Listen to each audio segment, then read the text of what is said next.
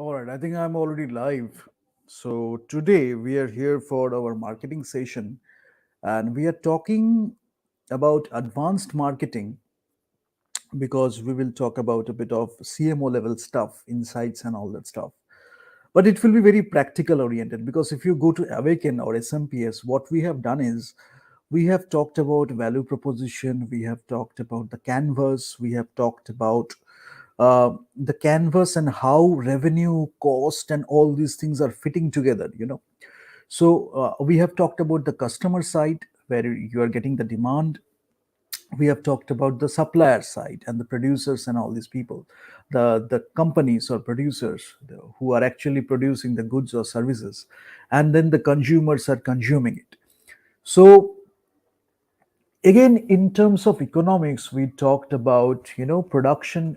We talked about utility. When we are talking about a customer or consumer, we are talking about utility, especially when you are talking about a consumer, because consumer is actually consuming it. So utility factor, we can do that. Marginal utility we can calculate. We can talk about utility. And when we are talking about the producers, we are looking at profitability also. And we are looking at resource allocation also, because if we will talk about the value or the benefits and costs, one fundamental thing you should know is cost benefit analysis. So when we since we are coming here from finance and financial ratios, we will talk about few financial terms also, you know and if you go to SMPS, we are talking about things in bits and pieces. How we can look at a brand map, a value proposition, and all that stuff. Consumer profile, segmentation, targeting, and positioning, STP. How you can segment the market in different ways. We have talked about that. But today it will be a bit of wholesome discussion. How you can look at marketing in a very strategic perspective, from a very strategic perspective, because what my intention is today, it will be a very short session. I intend to make it short, but the thing I want to do today is to integrate marketing with the other areas of business. So if you talk about finance, we have talked about finance, we have talked about HRM. At least one or two sessions we have done. Part one, like part one and part two of one episode, we have done. We have given you the basics of business, we have talked about the functions of business. But marketing as an integral part of the business, we know McCarthy's 4P and all that stuff. So we know the how we are using the 4Ps. I can talk about 4Cs also. So 4Ps and 4Cs. But it starts with the needs, the demands, needs and wants and demands, right? So why should you do marketing? What is the difference with selling? Many people don't even know. They think that when we are selling something, that is a part of that is marketing. But marketing is not equal to selling. Selling is a part of marketing. Again, people make mistake because this term is used very loosely. So when you use 4Ps, promotion is the last thing. Before that, you have a product, you are doing the pricing, you are placing it. That's why you are doing the segmentation, targeting, and positioning, all that stuff. Then you are promoting. In very easy terms, if I write down, you are creating value, you are delivering value, and you are communicating value, right? Then how do you define value? That is also a very important thing. But if we only focus on the communication, which I will address, because we will talk about very practical, few practical scenarios, and that is applicable mostly in India, especially in the media and entertainment sector. That's why I will specifically mention those things and how people sell it as marketing. So that will be a very fun stuff also. But when we talk about value, I think it is coming. Yeah, yeah. So just let me go. Yeah, value. Oh, just give me one sec. My tab is not connected. Now it is connected. Yeah.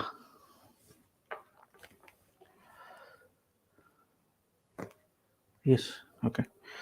So we know value. We know value. We have talked about the value proposition and all that stuff. But is it visible? It is visible. Okay. Just give me something.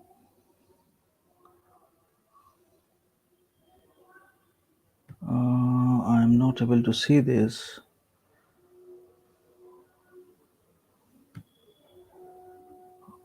If I continue, then I won't be knowing whether it's visible or not.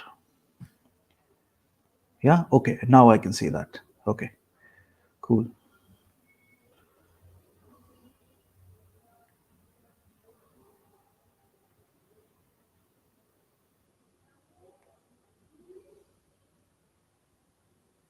It's a bit slow, I think.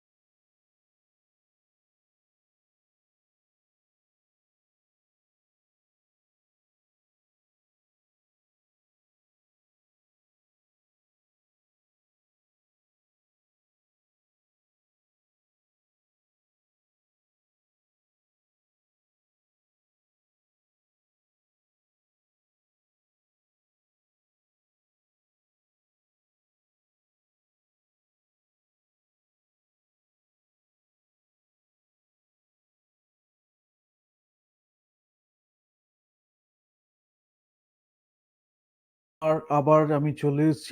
এটা একটু problem হয়েছিল। আমি just value লিখতে শুরু করেছিলাম। আমার মনে হয় আমি একটু কারোর সাথে হাততালি দিয়ে দিয়েছিলাম। তাই শুন্ডি বা ঝুন্ডি কোথাও একটু চলে গেছিলাম। Anyways, I have come back. So, uh, what I was talking about is value. Value is a very important thing and a very misused term, because sometimes you see value is communicated, but you don't know whether it's actually value or not. So that is what I am addressing, and that is very important, because this is so important. Because first, if I talk about this, first you create the value. This is the first step. If I talk about this one, because let me talk about this also, you will have an idea of networking also. One, two, three. So creating value is the first step. Then you go to delivering value. Then you go to communicating value. So suppose somebody is not creating value, somebody is not delivering value, but there is communicating value, only communicating value. So if and sometimes this is depending on brand equity, right? So when you do that, you tend to misuse the brand equity, and if you are successful fooling people for a long time, then people will not question you. So what will happen is the customers will suffer.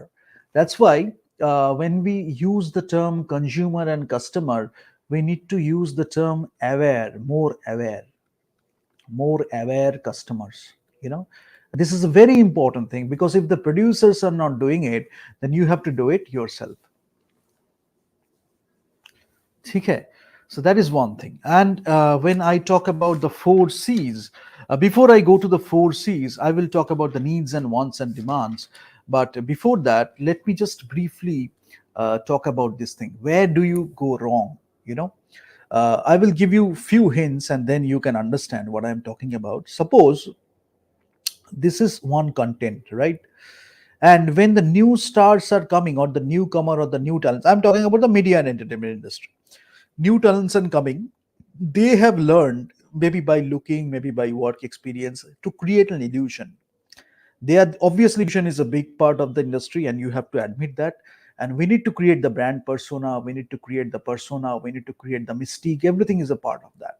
But the gap is very important. So suppose new people are coming and they are creating this illusion, and then the higher you go to the in the ladder, or the bigger star you become, you're creating more illusion. But what happens is, suppose people are interacting with you uh, uh, because of this. Maybe you have this kind of illusion, that's why you cannot communicate much. This much illusion you have, and people are communicating. Maybe foreign investors, maybe people, other people, people apart from the set, or the people set of people who don't know you, who know you. Apart from people who know you, those people, because you can fool those people very well. So if this part and this part, this is dangerous illusion. Totally you are delusional, totally you are based on illusion, you are doing something. So when this is like this, let me tell you this. Suppose you are here, right? But depending on your brand equity, depending on your so and so communicating value and whatever it is, you are portraying that you are here. Now suppose somebody is here, and based on your communication, which is mostly manipulation, that person is thinking, okay, this person is here, and I can take this person as a crew, can be ATL, above the line, and can be BTL. We will talk about that. Suppose you are communicating to this person, and this person is thinking, okay, I need this person in my group or in my crew, maybe as an actor, maybe as a crew member. But you are communicating something, right? So when the work actually comes, when you have to perform, when you have to give your best, and you have to live up to your communication, or expect the other person's expectation, this person think that this is the gap you have to bridge. This is the perceived gap. you know I have mentioned it somewhere else, but let me talk about it in terms of marketing, because superficial marketing, we'll talk about superficial marketing,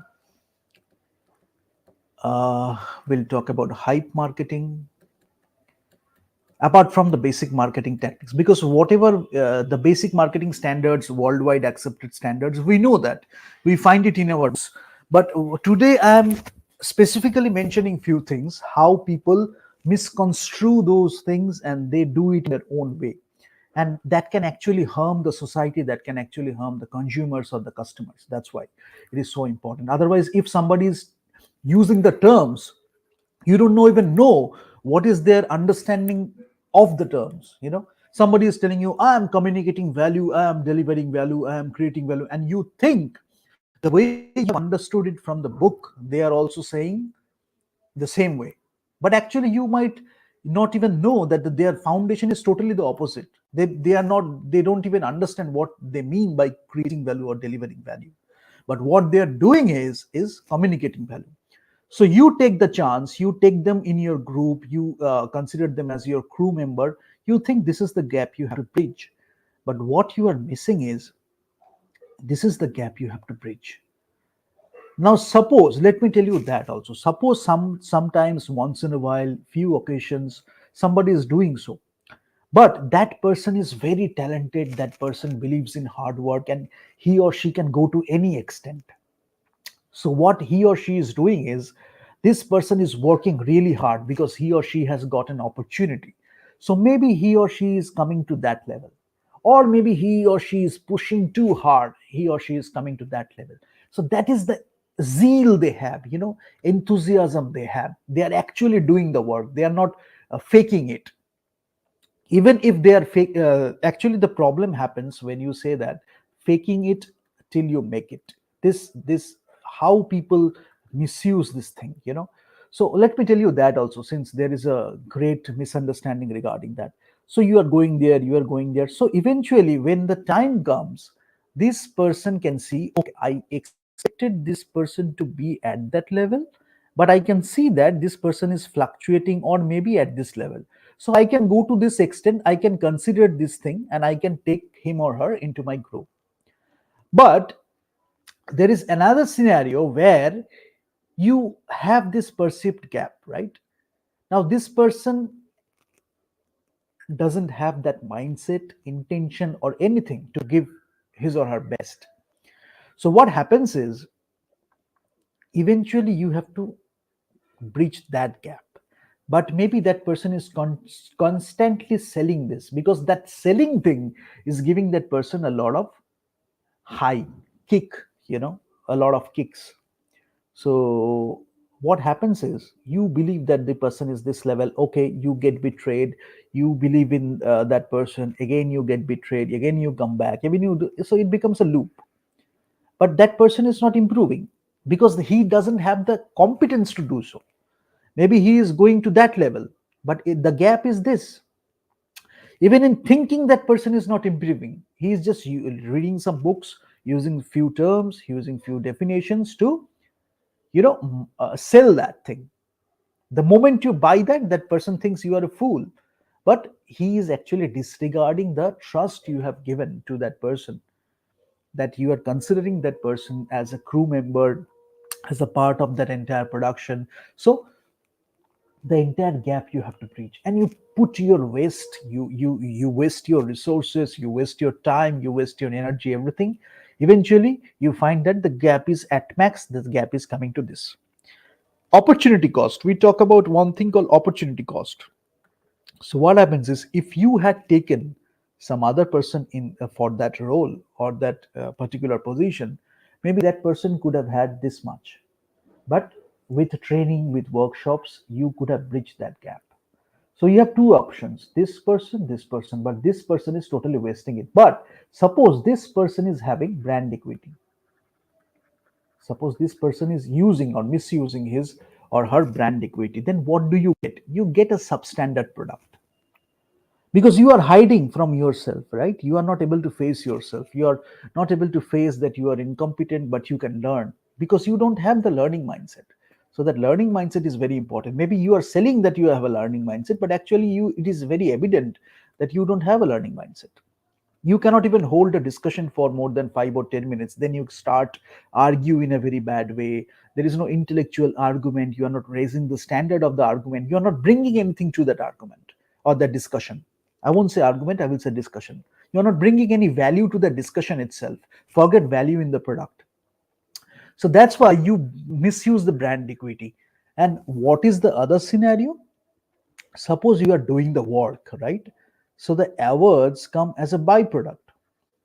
Then maybe you are getting the rating, Rotten Tomatoes or whatever be the website. Somebody is criticizing that, and sorry, they are getting giving you the ratings.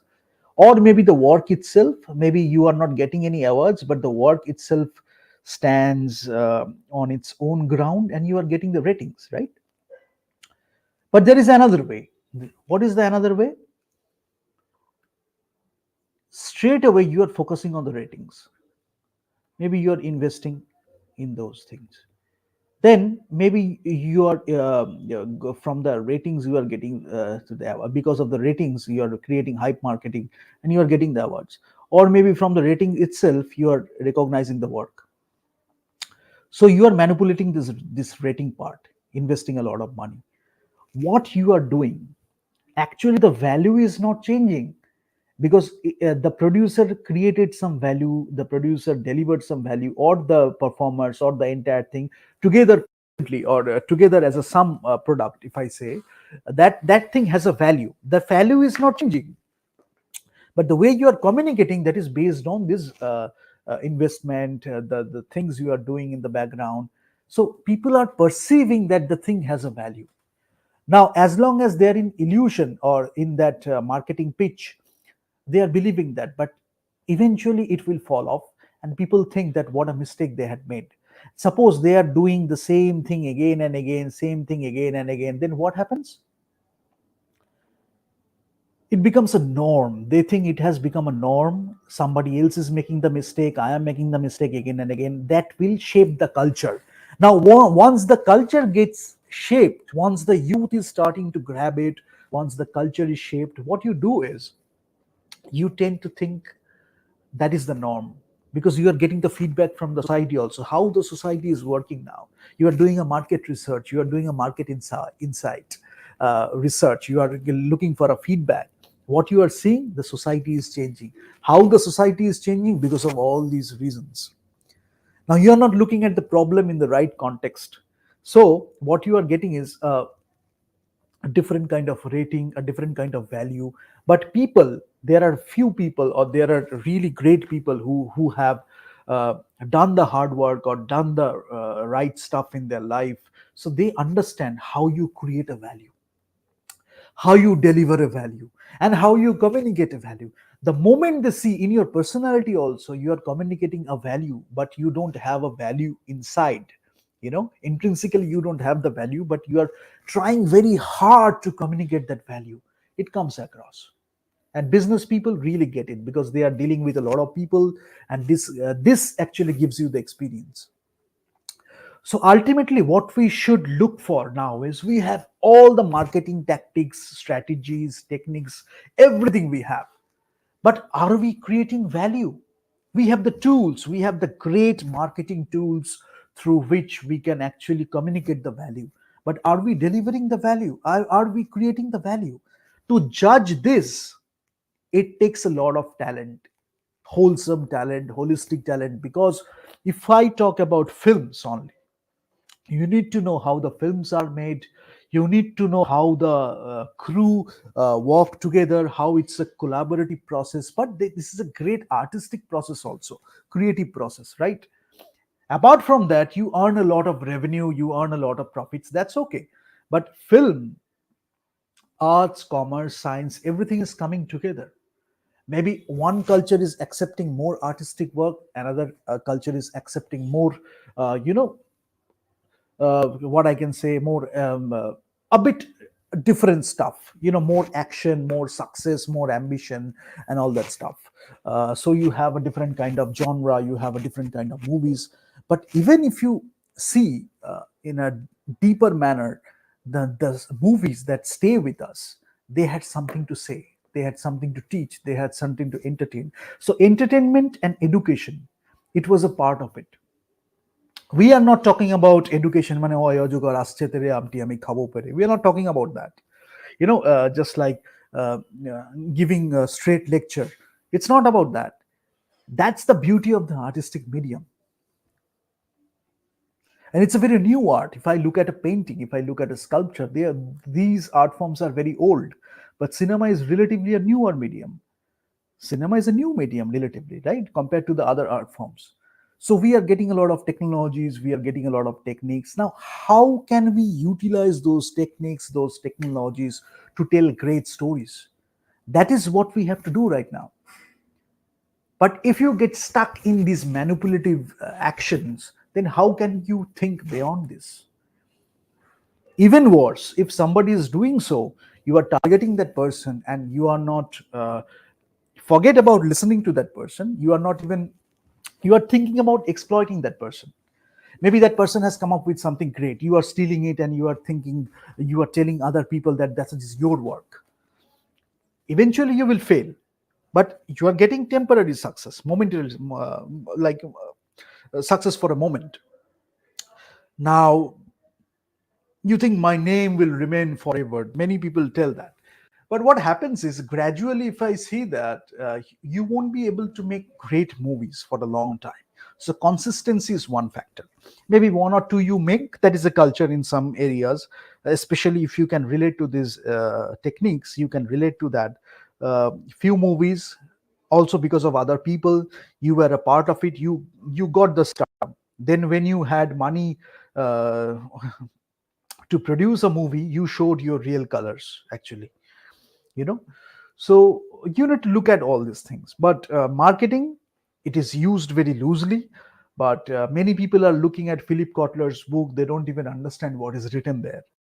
Just looking at things and they are doing arguments based on the words, based on the lines, based on their own misunderstandings. So that's why I think we need to be more aware of this, and we need to really understand what it is talking about, right? So yeah, I mean, this is briefly, I just mentioned few things. Now I will go to the needs and wants and demands.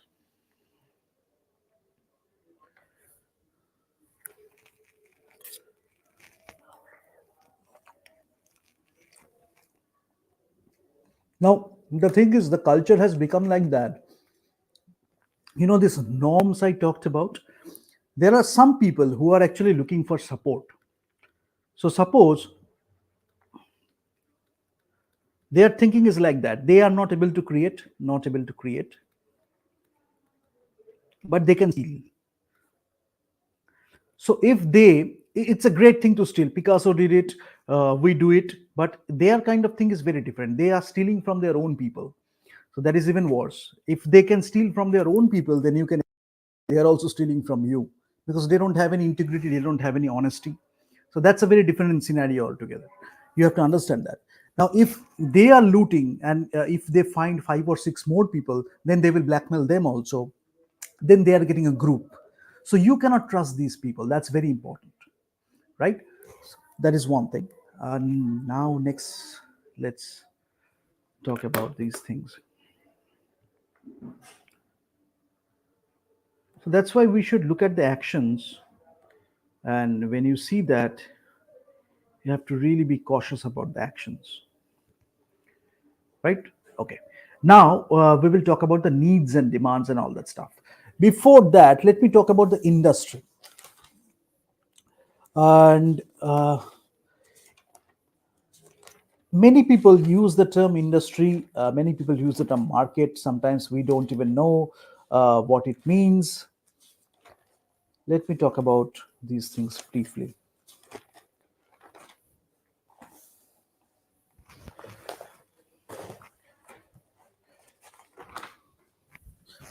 Okay, I hope you can see this screen.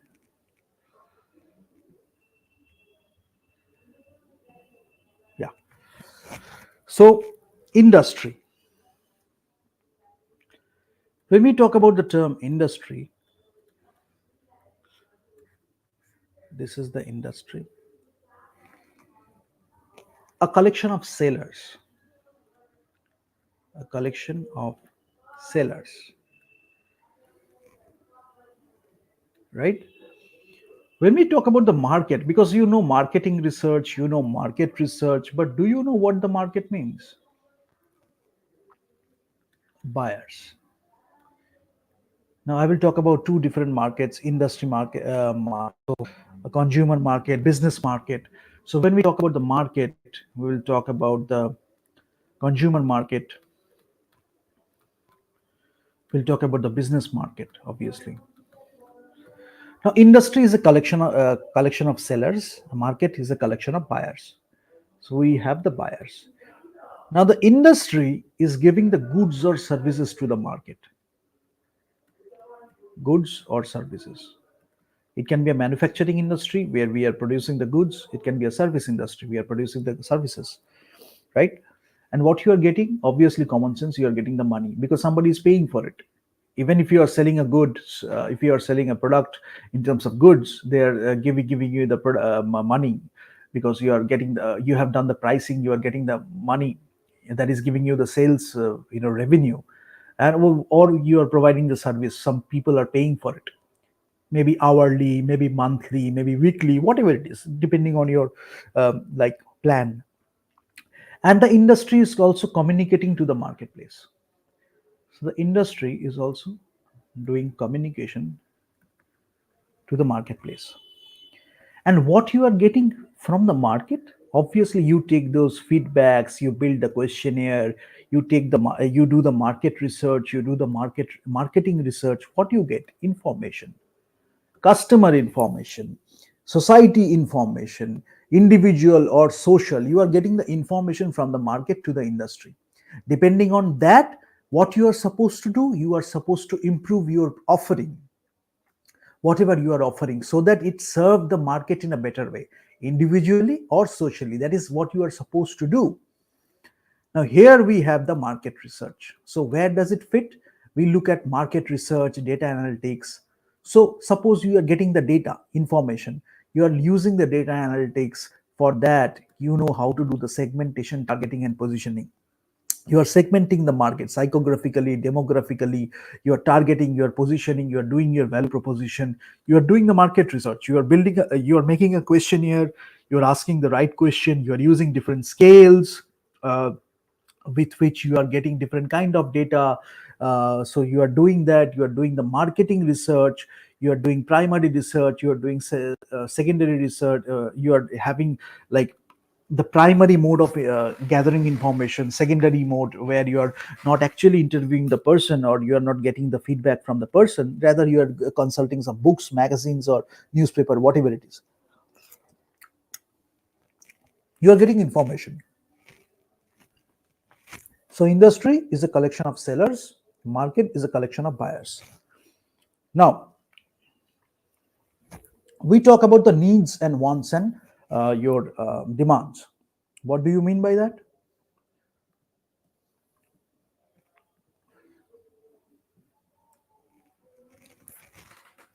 Your needs are your basic requirements, basic human requirements, such as আমার হয়তো খাওয়ার দরকার, food দরকার, air দরকার, water দরকার, clothing দরকার, shelter দরকার, Maslow's hierarchy, we know the basic human needs, সেগুলো হচ্ছে আমার নিডস, রাইট? নাও যদি আমার বলি যে ওয়ান্টসটা, তাহলে কি? ওয়ান্টস হচ্ছে they are directed to more specific objects, ঠিক আছে? তো সাপোজ আমি বলছি I want food, I need food. যখন আমি ফুড বলছি তখন আমি ফুড বলছি। নিডস, ওয়ান্টস অ্যান্ড ডিমান্ডস, এই তিনটে জিনিস খুব ইম্পর্টেন্ট, লোকে আর একটা ভুল করে বা বুঝতে পারে না। নিডসটার থেকে আরো স্পেসিফিক হচ্ছে ওয়ান্টস। তাহলে আমি যদি বলি ফুড, সেটা যদি আমি ওয়ান্ট নিই, মেবি আমি স্পেসিফিক্যালি বলছি আমার একটা পিৎজা চাই, মেবি আমি বলছি একটা পাস্তা চাই, মেবি আমি বলছি একটা বার্গার চাই, আমি স্পেসিফিক্যালি বলছি আমার ওয়ান্টস, ঠিক আছে? আচ্ছা, এবার যখন আমি বলছি যে আমার একটা ফুড চাই, সেটা আমার রাইস হতে পারে। এবার ওয়ান্টসটা কি হয়? ওয়ান্টসের একটা যেটা ব্যাপার হচ্ছে, ওয়ান্টসটা হচ্ছে আমার সোসাইটি দিয়ে খুব শেপ হয়। ফর এক্সাম্পল, যদি আমি আমেরিকাতে একটা ওয়ান্ট হয়, হয়তো আমার ইন্ডিয়াতে ডিফারেন্ট একটা ওয়ান্ট হবে। সো সোসাইটির একটা মানে এফেক্ট থাকে হচ্ছে এটাই।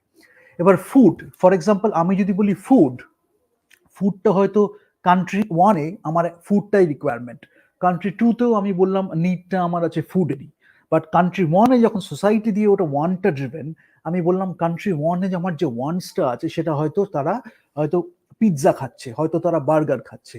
কান্ট্রি টুতে আমি যদি ওয়ান্টসটায় যাই, সে তারা হয়তো রাইস খাচ্ছে, হয়তো বিনস খাচ্ছে, হয়তো ডাল খাচ্ছে। ঠিক আছে, তাহলে ওয়ান্টসটা আমার চেঞ্জ হয়ে গেল ডিপেন্ডিং অন দ্য সোসাইটি। যখন আমি ডিমান্ড পাচ্ছি তখন হচ্ছে ability to pay, specific products পাচ্ছি backed by an ability to pay. ঠিক আছে, ফর এক্সাম্পল যদি আমি রোলস রয়েসের কথা বলি, মার্সিডিজের কথা বলি, যদি আমি টেসলার কথা বলি, তাহলে অনেকেই চাইছে সেটা, কিন্তু সবাই কি কিনতে পারে? সবাই কিনতে পারছে না। বিশেষ করে মার্সিডিজেই যদি আমি একটা এক্সাম্পল দিই ছোটখাটোর মধ্যে, তাহলে এখানে ডিমান্ডসটা যখন আমার চলে আসছে তখন আমার একটা এবিলিটি টু পে চলে আসছে। এই যে মানিটা আসছে মার্কেট থেকে, মানিটা দিয়ে আমি ইন্ডাস্ট্রিতে যাচ্ছে, তাহলে এবিলিটি টু পে এর মধ্যে আমার ডিমান্ডসটা চলে আসছে। তখন আমি ডিমান্ডটা যখনই বলবো তখনই আমি বুঝতে পারবো যে something is there regarding the price. ঠিক আছে, এবার ব্র্যান্ডটা কি থাকে? Brand is like a promise. যখন আমি একটা ব্র্যান্ড দেখছি তখন সেটা মানে হচ্ছে আমি একটা ট্রাস্টেড সোর্স থেকে পাচ্ছি। ঠিক আছে, এবার ফর এক্সাম্পল যেটা আমি বলি, এই এই এক্সাম্পলটা, this is a very common example and many people use that. যখনই আমি একটা একটা কাপ আমি বিক্রি করছি, সেটা হয়তো 10 টাকায় আমি একটা কফি বিক্রি করছি। ফর এক্সাম্পল আমি জাস্ট ইন্ডিয়ান কনটেক্সটে দিচ্ছি, সেইটাকেই আমি একটা ব্র্যান্ডের লোগো দিয়ে দিলাম, which is an established brand. সেটাকে আমি হয়তো 150 দিয়ে দিলাম, হয়তো আমি 200 দিয়ে দিলাম, depending on the quality, depending on the offering, depending on the things. এই যেটা হলো সেটা হচ্ছে এই ব্র্যান্ডের লোগোটা, ব্র্যান্ডের নেমটা আছে, মেবি লোগো নেম থাকতে পারে, logo name together, what ever it is, এটা হচ্ছে ব্র্যান্ডের একটা এফেক্ট, যে যেই ব্র্যান্ডটা হলো দাম হয়ে গেল। But this is not giving you crap. Maybe at 10 you are getting something, it is not an established brand, or it is not a brand at all, somebody is just selling it. And when you have a brand, it has a cost or value associated with it, that's why it is charging, and there are so many other things, I will talk about that also. So that person is charging this, but this is also offering you good quality coffee, because this brand is also conscious about the brand name. Maybe eventually they are giving discounts also. But when you do that, depending on the brand equity, depending on the brand name, you are actually selling crap to the society, and the society is not benefiting out of it, but you know how to encash your brand equity. So what are you offering? What are you serving? You're serving crap. So you know that if the society, if the education in the society is down, if people don't know what is the right thing to do, what is the wrong thing to do, and you provoke them to do the wrong things, they will buy your product. Then are you hampering the market? Are you serving the market, or are you serving the society? I think that's a great question to ask. Now, since I'm talking about the basic things today, but in a very practical approach, I'll tell you different kinds of needs, So let me talk about the demands first. Since I talked about the ability to pay, demand, when you talk about the demand, there is a thing called a negative demand.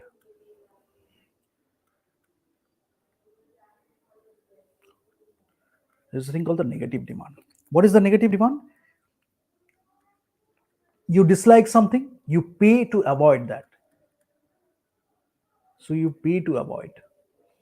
Can you understand what it is? Somebody is nagging, and you pay that person, and that person is not disturbing you anymore. A negative demand. Non-existent demand. Non-existent demand. Just a second. I think this is okay.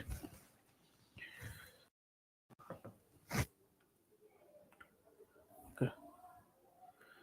Not a non-existent demand. What is non-existent demand? The demand that is unheard of. People are unaware of.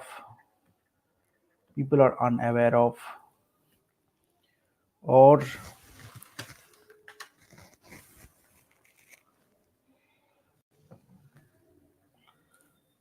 Just a second now.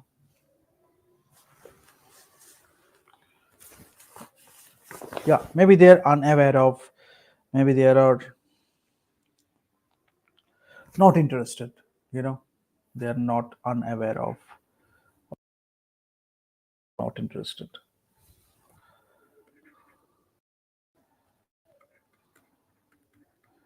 Not interested. Okay, let me do one thing. Since it is creating a lot of problems, let me continue speaking and then eventually it will take care of. This is a non-existent demand when the demand is unheard of. On then we have a latent demand. Latent demand যেখানে আমার আমি যে strong need that cannot be satisfied by the existing product. Already মার্কেটে যেটা আছে সেটা নিয়ে আমার satisfied হচ্ছে না demand. Then there is a declining demand, and there's a decline.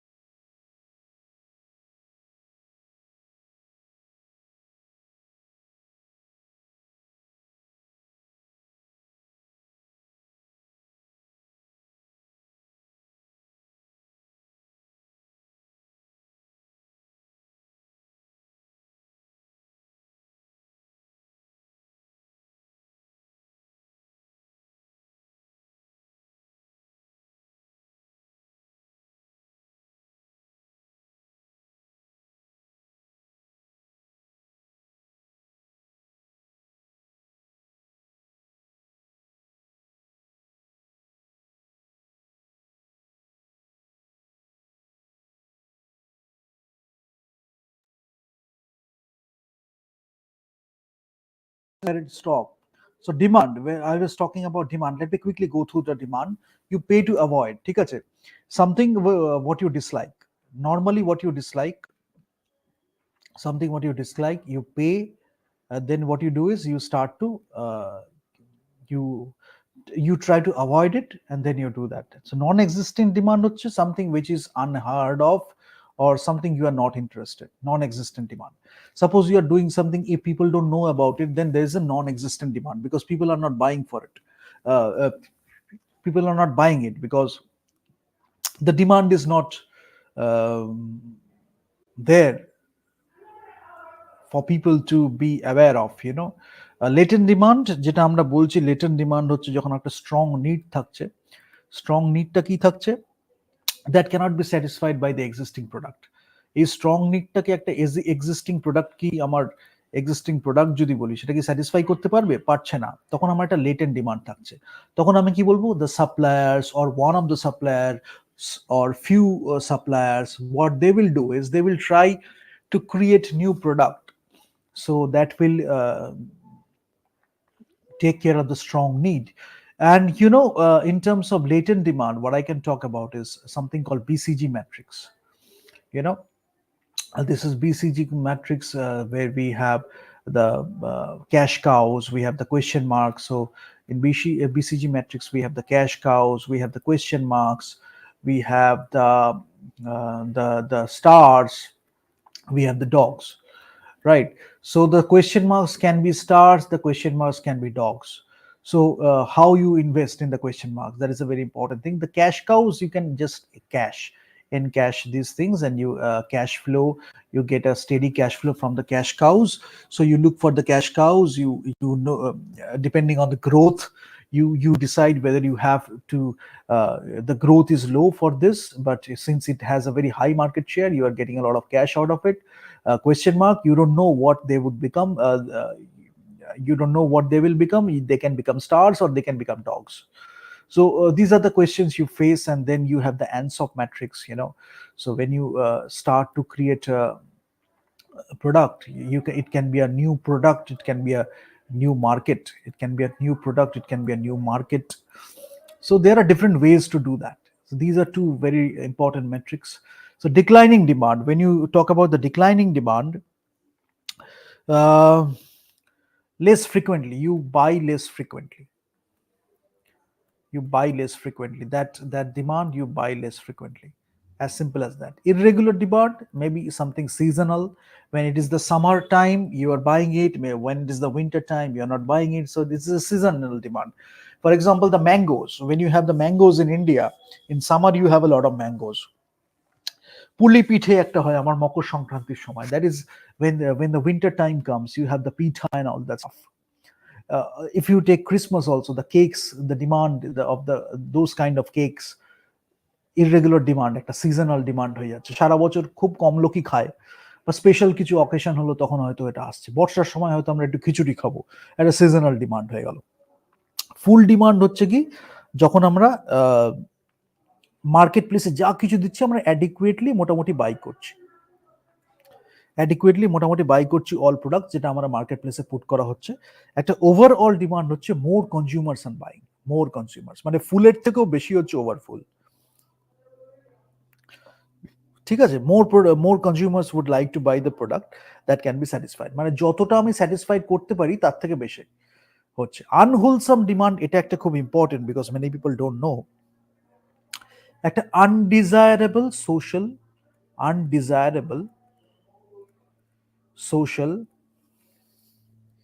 Consequence, ঠিক আছে। একটা আনহোলসাম ডিমান্ড আছে, আনডিজায়ারেবল সোশ্যাল কনসিকুয়েন্স, তখন যখন আনহোলসাম ডিমান্ড হচ্ছে, তখন আমি ডিমান্ডটা দেখছি বাট আমি দেখছি না, তো attracted to product that has undesirable social একটা কনসিকুয়েন্স হচ্ছে। তো এইটা থাকে। তো আমাদের এখানে ডিক্লাইনিং ডিমান্ডটা বুঝতে হবে, ইররেগুলার ডিমান্ড, ফুল ডিমান্ড, এগুলো হচ্ছে আমার ডিমান্ড। এবং যখনই আমি ডিমান্ড টার্মটা ইউজ করছি তখনই আমায় বুঝতে হবে যে কনজিউমারের এবিলিটি টু পে এটা কিন্তু রয়েছে, বিকজ তার জন্যই আমি রেভিনিউটা পাচ্ছি, তার জন্যই আমার সেলসটা হচ্ছে, তারপরে আমি বাকিগুলো দেখছি। তো এই ডিমান্ডের আগে তাহলে আমার কোনটা ছিল, সেটা হচ্ছে আমার নিডসটা যখন আমি বলি, চট করে আমি এখানেই একটু বলে দিই, নিডস আর ডিমান্ডটা পাশাপাশি রাখলে খুব সুবিধা হবে। then you will be able to understand that. নিডসটা যখন আমি বলছি তখন নিডস আমার কয়েকটা basic. First of all, if you want to talk about needs, Maslow's hierarchy is Maslow's pyramid is very important, and ERG theory. এই দুটো খুব important. ERG, I consider ERG is as more socially relevant because এটার মধ্যে কিছু tweaking করা আছে, but ম্যাসলোটা খুব commonly লোকে ইউজ করে। ঠিক আছে, তো এবার যদি if we talk about the needs, কিছু থাকে হচ্ছে স্টেটেড নিডস, যেটা আমার স্টেটেড নিডস, আমি একদম জানি স্টেটেড নিডস আছে। কিছু আছে আমার আনস্টেটেড নিডস, কিছু আছে আমার রিয়েল নিডস, যেটা আমার অ্যাকচুয়াল নিড। অনেক সময় আমার মার্কেটিং এত হয়ে যায় যে the marketer knows the real needs better then the prospect. একটা কথা বলা হয় প্রসপেক্ট খুব ইম্পর্টেন্ট করা হয়, বাট মার্কেটিং এর ক্ষেত্রে ওভারঅলই আমি প্রসপেক্ট পারি, এর মধ্যে সম্ভাবনা আছে এ আমার বাই করতে পারে। তার রিয়েল নিডসটা হয়তো আমি বুঝি এমনভাবে সুন্দরভাবে মার্কেটিং করলাম, সে বাই করলো। স্টেটেড নিডস তখন সে বলেই দিচ্ছে যে সে এটা চায়, সেটাকে আমায় খালি মিট করতে হবে। আর এটা হচ্ছে ডিলাইট নিড আছে। আর যেটা একটা খুব বড় ব্যাপার, যেখানে অ্যাডিকশনটা খুব ম্যাটার করে ফেলে, সেখানে হচ্ছে সিক্রেট নিডস। এবং এইখানে আমি যে আগের যে the thing I started with, you have to understand, and এখানেও আমি একটু জাস্ট বলবো, because since I am talking about marketing in a very practical scenario, secret needs, what happens is when you do that, suppose you have a secret need, আমাদের কি কি থাকতে পারে খুব ইম্পর্টেন্ট আমরা মনে করি। Just let me right it down. Generally যদি ব্রডলি আমরা দেখি, তিনটে জিনিস আমরা খুব করি। একটা হচ্ছে এডুকেশন আমাদের দরকার, একটা হচ্ছে এন্টারটেইনমেন্ট আমাদের থাকে, আমরা এন্টারটেইনড হচ্ছে কিনা, ভ্যালু, এন্টারটেইনমেন্ট ভ্যালু কতটা আছে, আর একটা হচ্ছে রিক্রিয়েশন। এই তিনটে জিনিসে জেনারেলি একটা বেসিক হিউম্যান নিড বলতে গেলে এই তিনটে নিড তো আমরা সচরাচর দেখতেই পারি, এবং এগুলো খুব স্ট্রং নিডস আমাদের। নাও কি হয়, এই সিক্রেট নিডসটাকে যদি আমরা এমব্রেস করি, যেটা যে কোনো সিভিলাইজ সোসাইটিতে, আমি যদি একটা ডেভেলপড কান্ট্রি বলি, বা যদি, তার জন্য আমি কেন বলছি যে ওয়েন উই টক অ্যাবাউট, আমাদের সোশিও কালচারালটা খুব ভালোভাবে জানাটা খুব প্রয়োজন।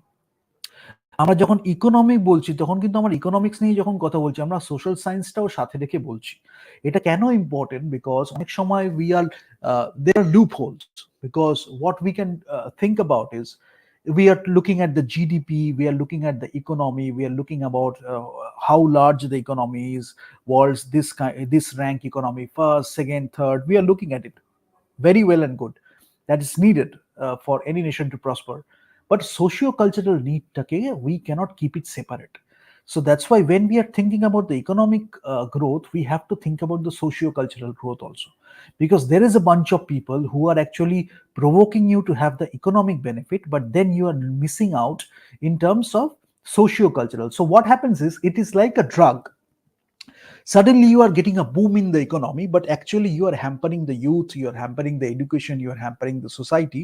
But you forget that these socio-culture, the people from this social cultural background, they will be your workforce.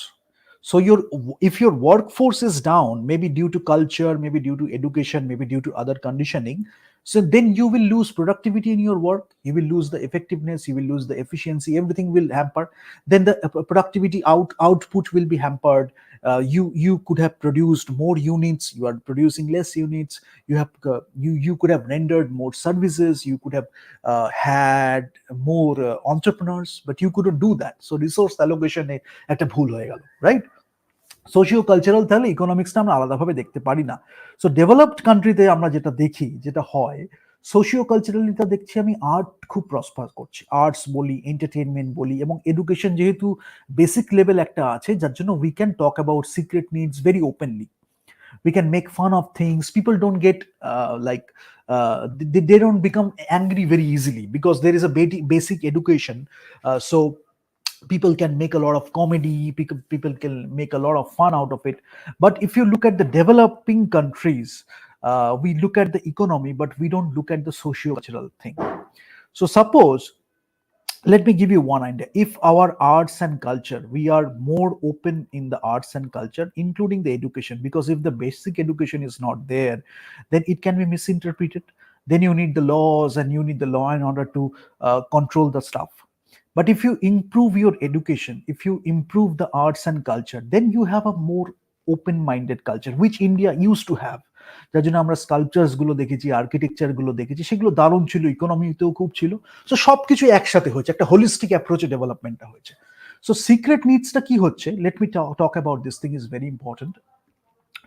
There is a bunch of people, ইনভেডার্সদের থেকেই বেশি এটা এসছে, এবং এটা ইম্পর্টেন্ট জানার জন্য।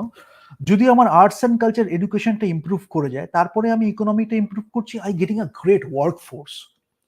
সেখানে আমার কি হচ্ছে, এই যে ড্রেনিং ফোর্স বা ড্র্যাগিং ডাউন ফোর্স এটা থাকলেও আস্তে আস্তে ছোট হতে হতে it is declining declining declining, gradually it doesn't have much effect anymore in the production.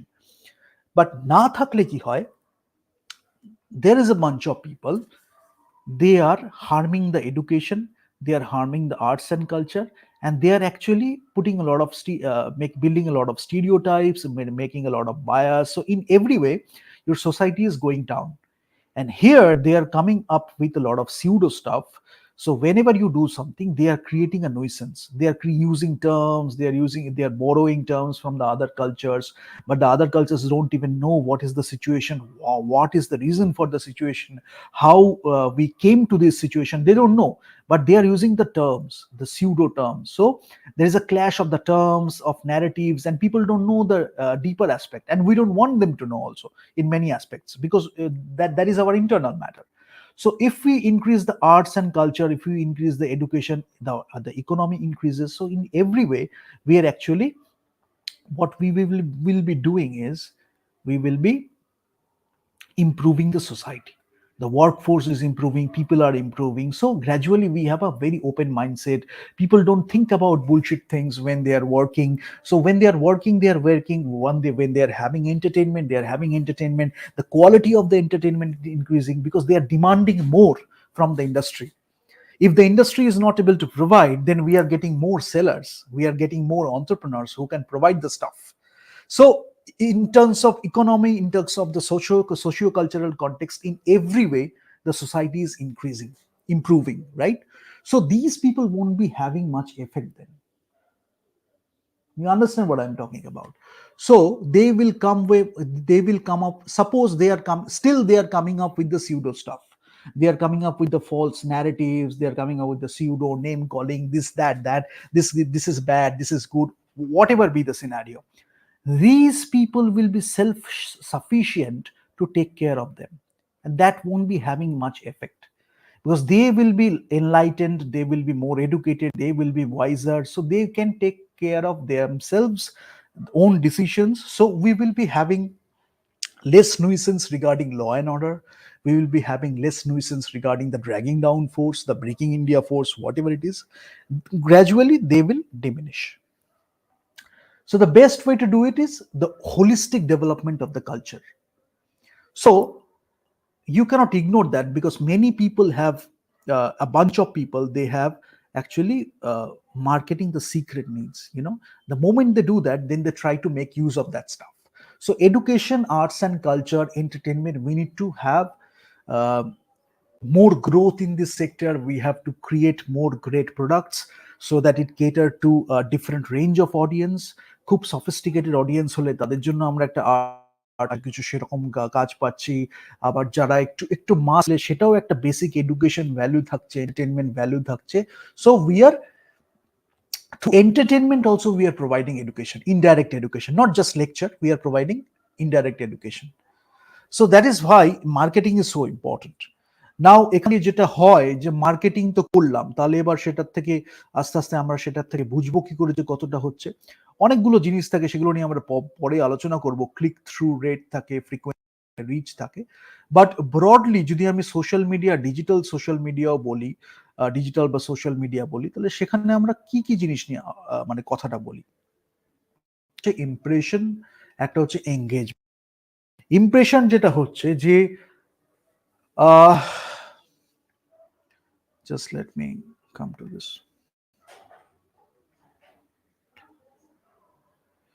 হ্যাঁ, ইমপ্রেশন দুটো জিনিস হচ্ছে, একটা হচ্ছে I think I need to enlarge,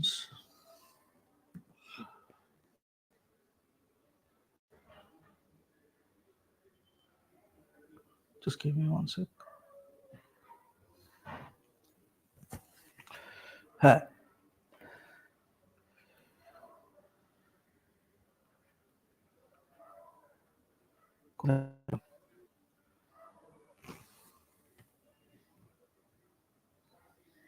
impression, আয় বাবা আয়, ইমপ্রেশন। একটা হচ্ছে ইমপ্রেশন, একটা হচ্ছে এঙ্গেজমেন্ট। ইমপ্রেশন কি হচ্ছে, আমি একটা কমিউনিকেশনকে দেখছি, তাহলে scope of breadth of a communications reach, scope or breadth, scope or breadth of a communications reach, একটা কমিউনিকেশন আমি করলাম থ্রু মিডিয়া। সো এই যে ব্রেথটা আমার রয়েছে, সেটা হচ্ছে আমার কমিউনিকেশন রিচটার এটা স্কোপ কত হবে। ঠিক আছে, তাহলে এটা মানে কি, আমি একটা কমিউনিকেশনকে ভিউ কতটা করলাম, যদি আমি ভিউ ও কমিউনিকেশন বলি, সেটা কতটা করলাম। এবার এঙ্গেজমেন্টটা হচ্ছে extent of customers attention and active involvement with the communication. কমিউনিকেশনটা তো আমার হলো একটা কমিউনিকেশন মিডিয়া দিয়ে, it can be TV, it can be radio, it can be whatever it is, digital media, social media.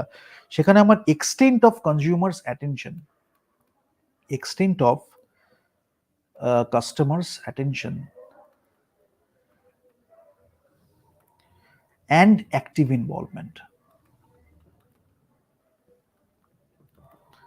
তারপরে আমরা দেখতে পাবো যে কমেন্টস অনেক থাকে, user generated comment, or UGC বলা হয়, user generated comment.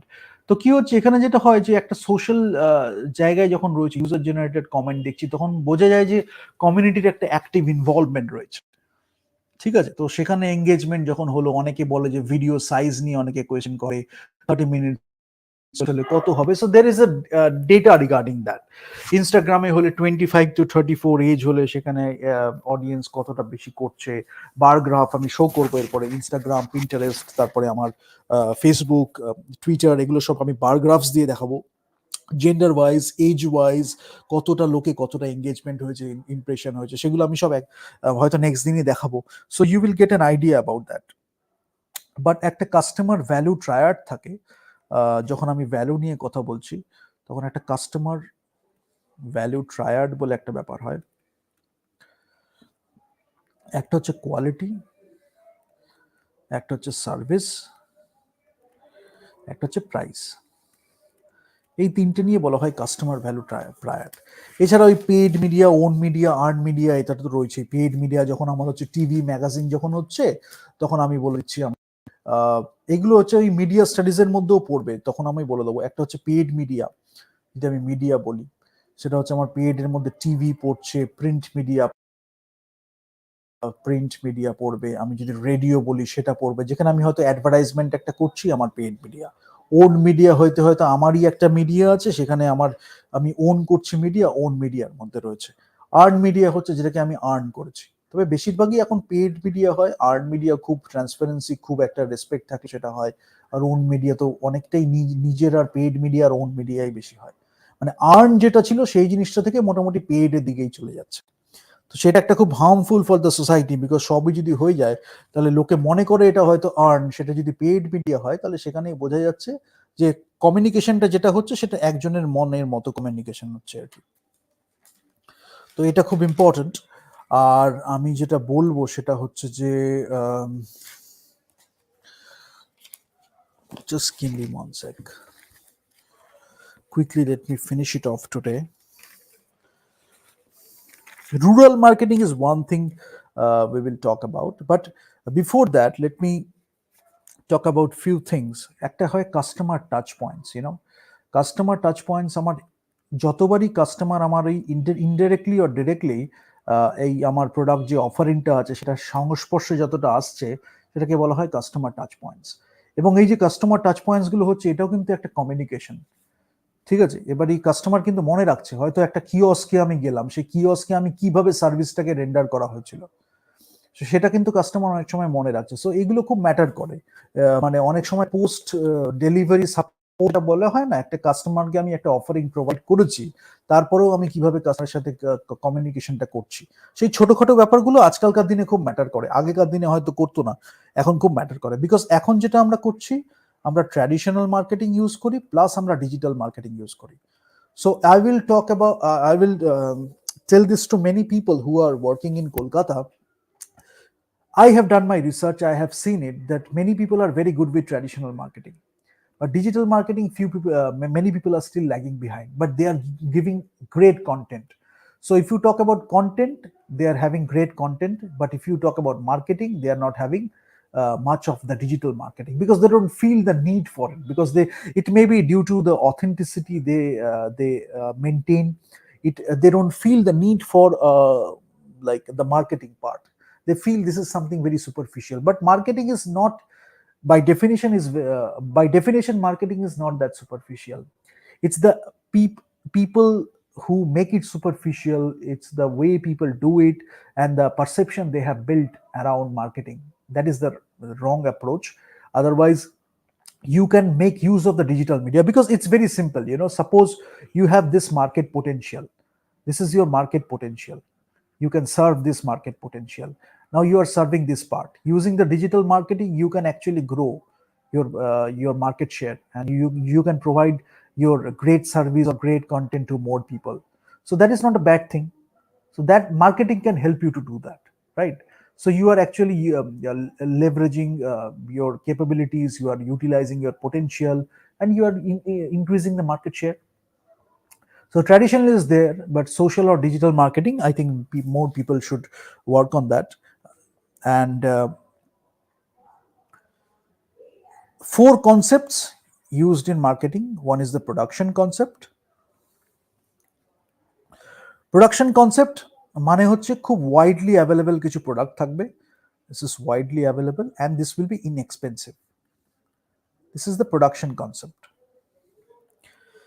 And the production efficiency, this will be increasing, the cost will be decreasing, and there will be mass distribution, যেটা আমরা many product ইন্ডিয়াতে দেখতে পাই.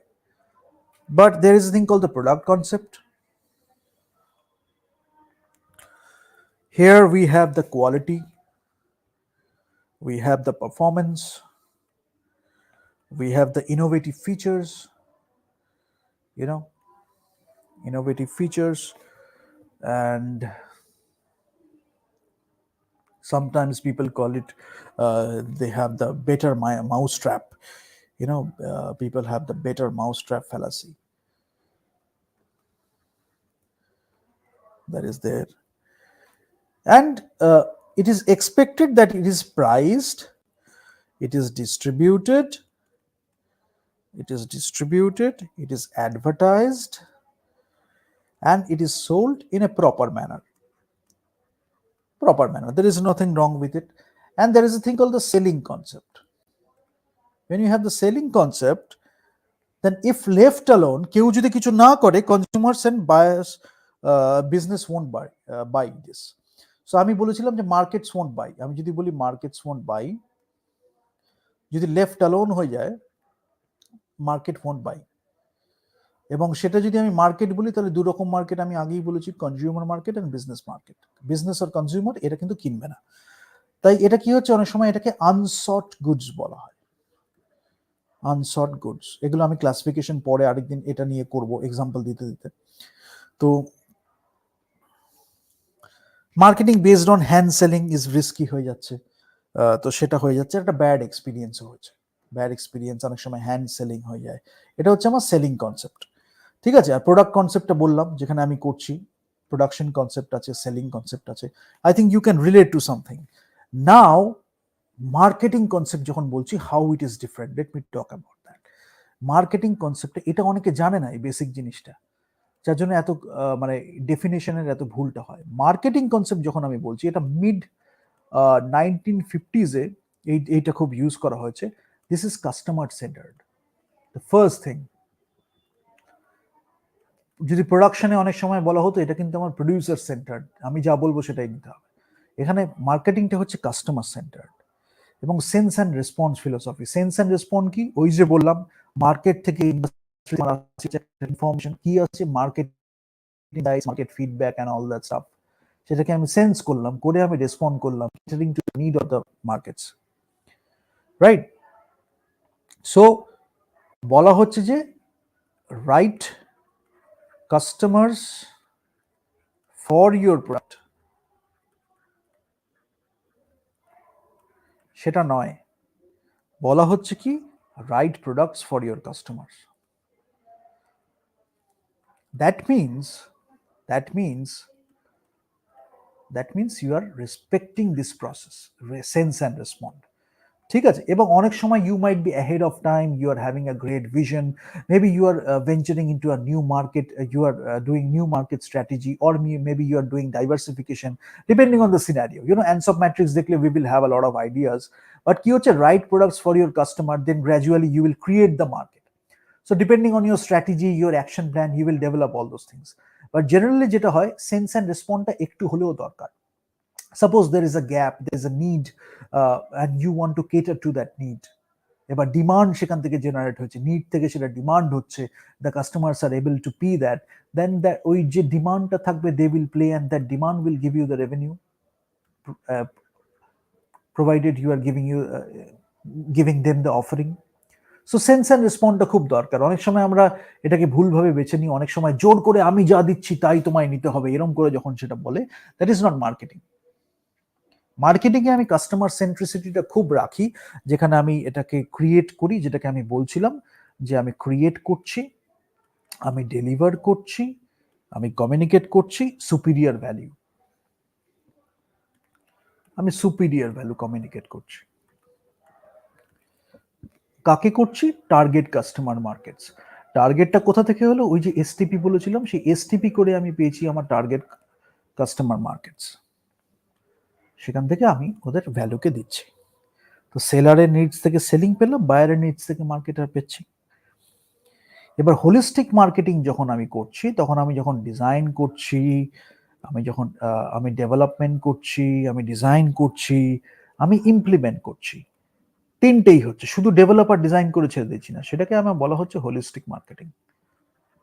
ঠিক আছে, আমি ডিজাইন করছি, আমি ডেভেলপ করছি, অ্যাকচুয়ালি ডিজাইনটা আগে হয়, তারপরে ডেভেলপমেন্টটা হয়, তারপরে ইমপ্লিমেন্টেশনটা হয়, তাই এটাকে হচ্ছে হোলিস্টিক মার্কেটিং। ঠিক আছে, এইগুলো কয়েকটা কনসেপ্ট আছে। আরেকটা জিনিস যেটা আমি ছোট্ট করে একটু বলে রাখি এখানে, বিকজ এগুলো খুব বেসিক ব্যাপার, আমি জাস্ট বলে রাখি। ফ্যাডটাকে আমি বলি অনেক সময় যে একটা পাসিং ফ্যাড, এরকম অনেক সময় খুব ইউজ করা হয় commonly. This is very unpredictable, and this is very short lived. ঠিক আছে, এবং without social, economic or political significance. আবার আমি বললাম, সোশ্যাল একটা ইউজ করা হচ্ছে, ইকোনমিক একটা ইউজ করা হচ্ছে, একটা পলিটিক্যাল হচ্ছে, খুব একটা সিগনিফিকেন্স নেই, এটা পাসিং ফ্যাড, সেখান থেকে হয়ে গেল। সেখান থেকে যখন আমি যাই, একটা ট্রেন্ড হয়। ট্রেন্ডটা হচ্ছে কি? ট্রেন্ডটা হচ্ছে মোর প্রেডিক্টেবল, প্রেডিক্ট আমি করতে পারছি, এবং মোর ডিউরেবল। যদি আমি বলি, ডিউরেবিলিটিটা একটা বড় ফ্যাক্টর। এবার সেখানে হচ্ছে কি, Trends reveal the shape of the future and can provide একটা স্ট্র্যাটেজিক ডিরেকশন দিতে পারে। ট্রেন্ডটা আমার এরকম হচ্ছে, আমি ট্রেন্ড অ্যানালিসিস বলবো, because next day we will talk about forecasting. So forecasting যখন আমি দেখবো, আমি সেখানে স্ট্যাটিস্টিক্স ইউজ করে দেখবো, I can create a trend line, regression technique আমরা ইউজ করব। এরকম ভাবে কিছু কোয়ান্টিটেটিভ মেথডস আছে, কিছু কোয়ালিটেটিভ ইনসাইটস আছে, যেগুলো নিয়ে আমরা করতে পারি, স্ট্র্যাটেজিক ডিরেকশনটা আমরা পাবো। ঠিক আছে, না মোমেন্টাম থাকে, ডিউরেবিলিটি থাকে, দুটো থাকে। এখান থেকে যখন আমি পারবো, একটা মেগা ট্রেন্ড হয়ে যাবে। মেগা ট্রেন্ডটা জেনারেলি একটা পলিটিক্যাল পলিটিক্যাল অ্যান্ড টেকনোলজিক্যাল, যদি আমি বলি social, political and economic and technological, একটা আমার সিগনিফিকেন্স থাকছে, এবং ভেরি স্লো টু ফর্ম, মানে 7 থেকে গ্রেটার দেন ইকুয়াল টু 7 থেকে হয়তো 10 ইয়ার্স আমার একটা লাগলো, যেখানে আমার একটা মেগা ট্রেন্ড তৈরি হলো, সেটা একটা আছে। ঠিক আছে, এইগুলো খুব মার্কেটিং এ ইউজ করা হয়, সো আই জাস্ট মেনশন। এবং কস্টের মধ্যে কিন্তু আমার এই যে কস্টটা কোনোটা যখন ফ্রি নয়, সেটা যখন আমি বলি, তখন কস্টটার মধ্যে কয়েকটা ব্যাপারটা খুব ইম্পর্টেন্ট। কস্টটা যখন থাকে, কস্টের মধ্যে আমার টাইম আছে, আমার এনার্জি আছে, তাছাড়া আমার সাইকোলজিক্যাল কস্টও আছে। আমি যে ইনভলভ করছি, এত যে চিন্তা করছি, এত যে ভাবছি, সেটার একটা কস্ট আছে।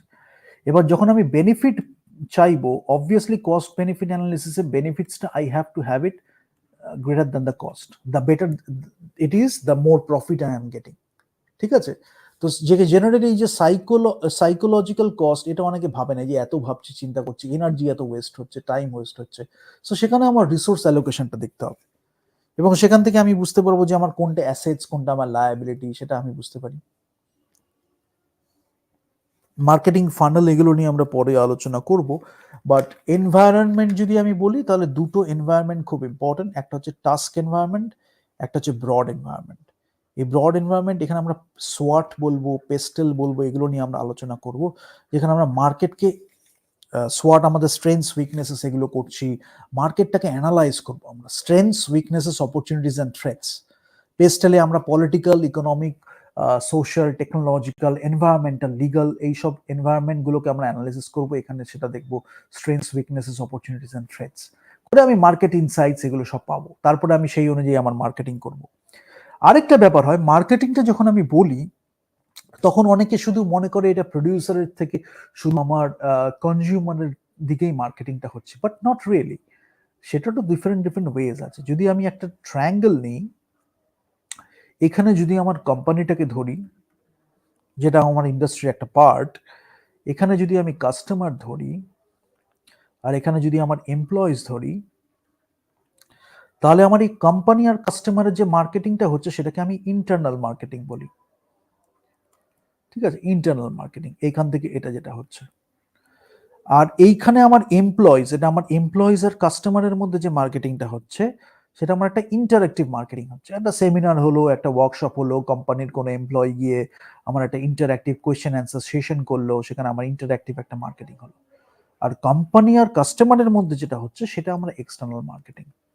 অনেক সময় লোকে ভাবে কি যে the external marketing is the entire part of marketing. No, company is also marketing to the employees. Brand value কি হচ্ছে when somebody is joining, HRM খুব ভালো জানে এটা, because HRM deals with it a lot.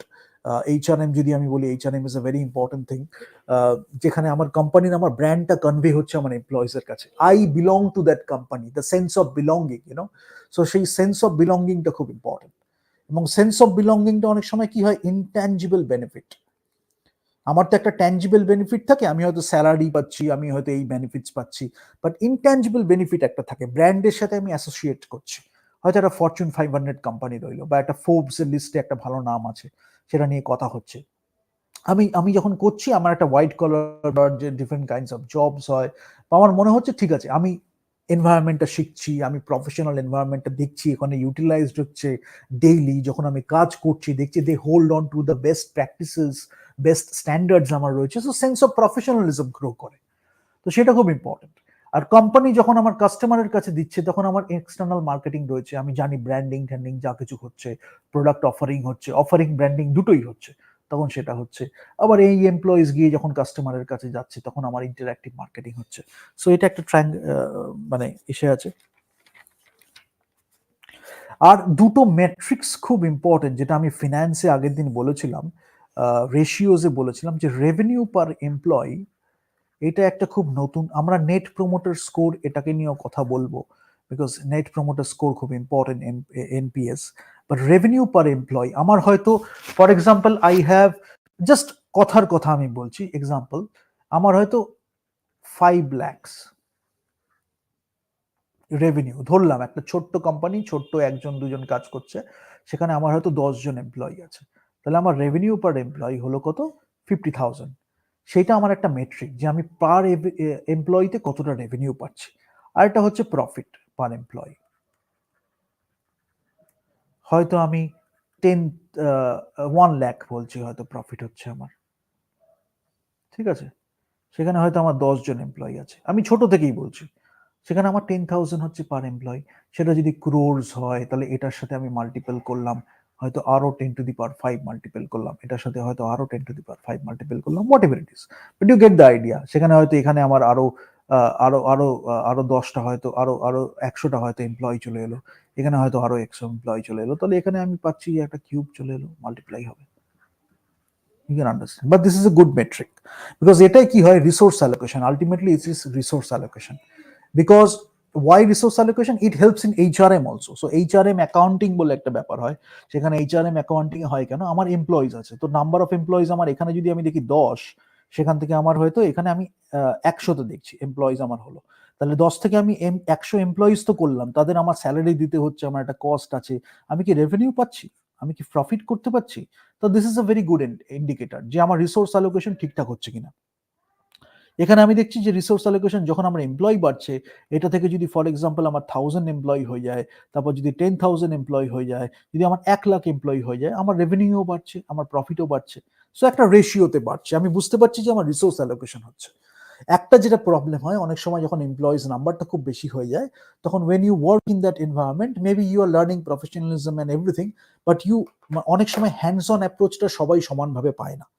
If you are in a managerial position, then you know more, but when you are not learning much, then maybe you are a part of a bigger team, so everyone is working, you are only working in a tiny bit, so you are not learning more. But if you have a good learning mindset, then you will find people who will try to help you, maybe your manager, maybe your senior manager, they will try to help you. That's the culture you should develop, a learning culture, knowledge sharing culture, each one is helping another one out. Competition রয়েছে, তার মধ্যেও একটা learning mindset রয়েছে, because competition থেকেও লার্নিংটা শেখা যায়। ঠিক আছে, তো it's a very good approach যেখানে আমরা এটা থেকে শিখতে পারি। But I think I can end it today, because আমার এখানে খুব একটা অ্যাডভান্সড আমি আজকে মার্কেটিং বলিনি, যদিও একদম বেসিকই বলেছি। পুশ আর পুল স্ট্র্যাটেজি খুব হয়, আমি এটাকে জাস্ট একটু বলে দিই পুশ আর পুলটা। আমি একটু প্র্যাকটিক্যাল এক্সাম্পল দিতে দিতে বলছি, so that you understand it more quickly. আমি জাস্ট পুশ আর পুলটা বলতে পারি। একটা ফার্মস আছে আমার কাছে,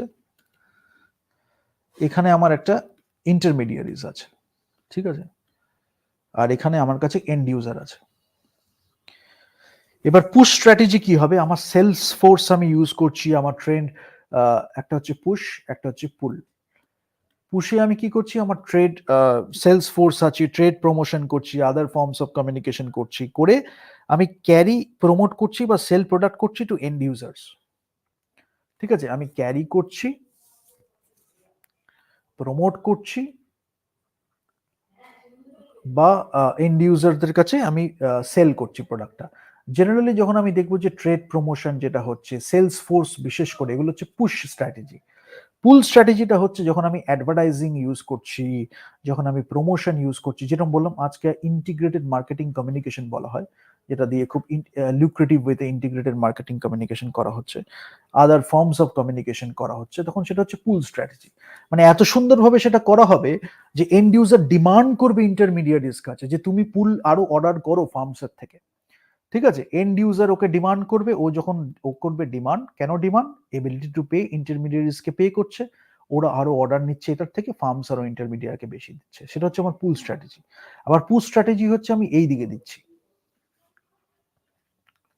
ঠিক আছে, আমরা সেল করছি, ট্রেড প্রমোশন করছি, এইভাবে। এটা হচ্ছে আমার পুল আর পুশ স্ট্র্যাটেজি। এবং অ্যাপেল, কোকাকোলা, নাইকি, এই যে ব্র্যান্ডস গুলো আছে, যদি আমি বলি অ্যাপেল বলি, যদি আমি কোকাকোলা বলি, যদি আমি নাইকি বলি, এই ব্র্যান্ডস গুলো কি করে, পুশ পুল করে। এবং রাইট নাও আমি যদি বলি বেশিরভাগ ব্র্যান্ডই ইউজ করে পুল স্ট্র্যাটেজি। তো আমরা দেখি অ্যাডভার্টাইজমেন্ট যেগুলো আমরা দেখি, প্রমোশন দেখি, ইন্টিগ্রেটেড মার্কেটিং কমিউনিকেশন, পুল স্ট্র্যাটেজি খুব ইউজ হয়। পুশটাও অনেকগুলো একসাথে ইউজ করে, হয়তো ইন্টারমিডিয়েটস গিয়ে এখানে সেখানে গিয়ে গিয়ে স্ট্র্যাটেজি পুশ করলো, সেটাও হয়। তারপর হোলসেল রিটেল, সেখানে যদি আমি চ্যানেল অনুযায়ী বলি, একটা হোলসেল থেকে আমার রিটেলে যাবে, সেখানে মাঝখানে অনেক ইন্টারমিডিয়ারিজ বলতে আমি এগুলোই বলছি আর কি, 0 চ্যানেল, 1 চ্যানেল, 2 চ্যানেল। হয়তো এখান থেকে আমি করলাম, সেখান থেকে ডাইরেক্ট আমার কনজিউমারকে, হয়তো এখান থেকে আমি যেটা প্রডিউস করলাম, মাঝখানে একজন রইলো, তারপরে সেটা কনজিউমারের কাছে গেল। হয়তো আমি এখানে করলাম, তার সাথে এখানে আরেকজন রইলো, তারপরে কনজিউমারের কাছে গেল। এগুলো হচ্ছে আমার নাম, মানে লেভেল অফ চ্যানেলস। এখানে আমার 0 আছে, এখানে আবার 1 আছে, এখানে আবার 2 আছে, এখানে আবার 3 থাকলে 3, মাঝখানে ইন্টারমিডিয়েটিস বাড়ছে। আলটিমেটলি আমার and user producer, producer and user, producer and user, মাঝখানে ইন্টারমিডিয়েটিস এই যে এগুলো ঢুকছে, এটা যত আস্তে আস্তে বাড়বে। ঠিক আছে, এইগুলো হচ্ছে একটা ব্যাপার। তো এই এই জিনিসগুলো তো আমি হাই ইনভলভমেন্ট হবে, হাই ডিফারেন্সিয়েশন হবে, আইডা টেকনিকটা আমি বলবো, সেখানে অ্যাটেনশন, ইন্টারেস্ট, ডিজায়ার হবে। তারপরে আমি অনেকে এটার থেকে আবার লয়্যালটির দিকে যায়। হায়ারার্কি অফ এফেক্টস বলে একটা মডেল আছে, যেখানে আমার আস্তে আস্তে কতটা কমিটমেন্ট হচ্ছে, এগুলো খুব ম্যাটার করে। আমি সেগুলো আর কি, you will find all this things in Kotler's book or any other books, ঠিক আছে? So I don't need to mention that, you just read it, you will get it. But I am giving you more practical examples, এবং কোথায় কোথায় আমাদের ভুল হয়, কোন জায়গাটায় আমাদের একটু টেক কেয়ার করা উচিত। And I will end with a bit of financial part. This is the part one today we did, and we will continue to talk about marketing. So this won't be an end. We will continue to talk about marketing. But here, let me talk about few things. আমার কাছে basic একটা mindset কি থাকবে, এইটা অনেকে করে না, যার জন্য আই মাস্ট মেনশন দ্যাট। আমার টোটাল অ্যাসেট আছে এত, আমার কাছে অ্যাসেটস আছে, আমি শুনি অ্যাসেটস অ্যান্ড লায়াবিলিটিস আছে। অ্যাসেটস আমার কাছে আছে, সেই অ্যাসেটস থেকে আমার প্রফিট করতে হবে, ঠিক আছে? তাহলে এই অ্যাসেটস থেকে প্রফিট করতে গেলে আমি কিভাবে করতে পারি? একটা হচ্ছে আমার প্রফিট মার্জিন, এটা হচ্ছে আমার প্রফিট মার্জিন। যখনই আমি প্রফিট মার্জিন বলছি, সেটা মানেই হচ্ছে আমার নেট প্রফিটস ডিভাইডেড বাই আমার নেট সেলস। আমার রেভিনিউ কত হয়েছে, নেট রেভিনিউ, তার মাঝখানে আমার প্রফিট কত হয়েছে, সেই রেশিওটা আমি পাচ্ছি হচ্ছে প্রফিট মার্জিনে। পার্সেন্টেজে হবে অবভিয়াসলি। অ্যাসেট টার্নওভারটা আমার কি বলছে? অ্যাসেট টার্নওভারটা বলছে আমি কতটা অ্যাসেট ইউজ করে আমি নেট সেলসটা কতটা পেলাম।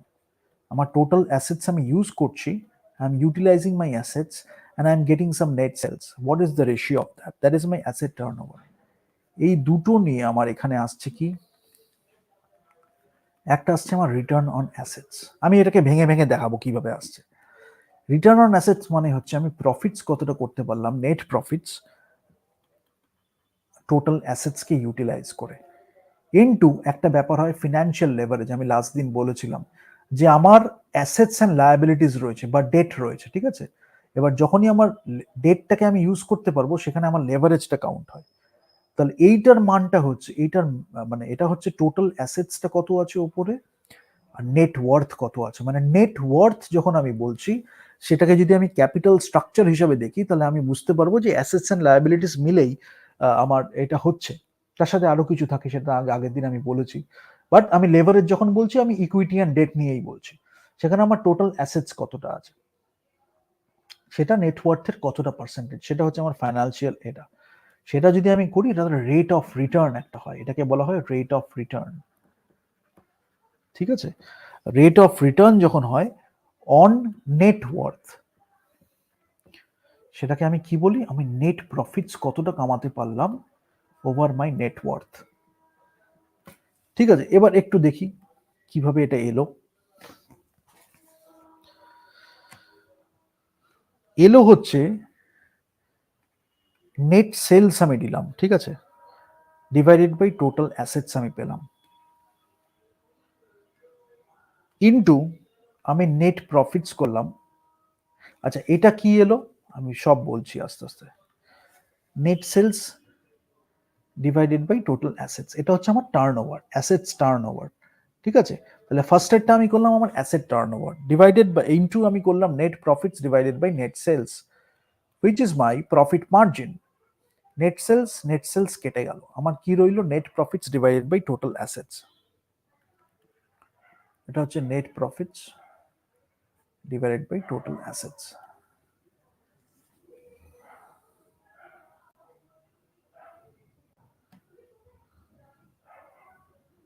ওকে, নাও আরওআর যখন আমি বলছি রেট অফ রিটার্ন, সেখানে আমি কি চাইছি, আমি চাইছি হচ্ছে আমার net profits divided by my net worth. সেটাকে আমি কিভাবে করব, হোয়াট উইল বি দিস, আমি করছি আমার নেট প্রফিটস ডিভাইডেড বাই আমার টোটাল অ্যাসেটস, ইনটু আমার যেহেতু নেট ওয়ার্থ চাই, এটাকে আমার এখানে চাই, আমি টোটাল অ্যাসেটস করছি divided by my net worth করছি। তাহলে এটাই আমি কি পাচ্ছি, এটাই আমি পাচ্ছি আমার ফিনান্সিয়াল লেভারেজ। এখানে টোটাল অ্যাসেটসটা কেটে গেল, এখানে net profits by net worth আমি পেয়ে গেলাম। এটা হচ্ছে আমার রেট অফ রিটার্ন। তো এই যে এখানে রেশিওস গুলো নিয়ে last day we discussed, we are multiplying the ratios. What are we getting? We have the total assets, we are turning over, সেই অ্যাসেটস গুলো ইউজ করে we are getting some rate as sales, this is our turnover. Net sales, we are having net profits. ঠিক আছে, এটা হচ্ছে আমার profits. এবার total assets কতটা আছে, আমার নেট ওয়ার্থ থেকে কতটা টোটাল অ্যাসেটস আছে, এইখানে যেটা হচ্ছে সেটা হচ্ছে আমার financial leverage. So financial leverage হচ্ছে টোটাল অ্যাসেটস যখন আমি করছি তখন আমি টার্ন ওভার দেখছি, এরকম করতে করতে আমি দেখতে পাই নেট ওয়ার্থের কতটা আমার টোটাল অ্যাসেটস আছে, সেটা হলো আমার ফাইন্যান্সিয়াল লেভারেজ। টোটাল অ্যাসেটস থেকে আমি নেট সেলস কতটা করলাম, সেটা হলো আমার টার্ন ওভার। নেট সেলস থেকে কতটা আমি নেট প্রফিট করলাম, সেটা হলো আমার প্রফিট মার্জিন। তো এরকম ভাবে এইগুলো খুব ম্যাটার করে। আর রিটার্ন অফ অ্যাসেটসটা যেটা আমি বারবার বলছি সেটা হচ্ছে যে আমার অ্যাসেটসের থেকে আমি প্রফিট কতটা পেলাম। ফর এক্সাম্পল, আমার অ্যাসেটস এখানে রয়েছে, এইখানে আমার প্রফিট রয়েছে, এই যে দুটোকে গুণ করে আমি যেটা পাবো, এইটা সেটাকে আমি পাচ্ছি হচ্ছে আমার আরওএ।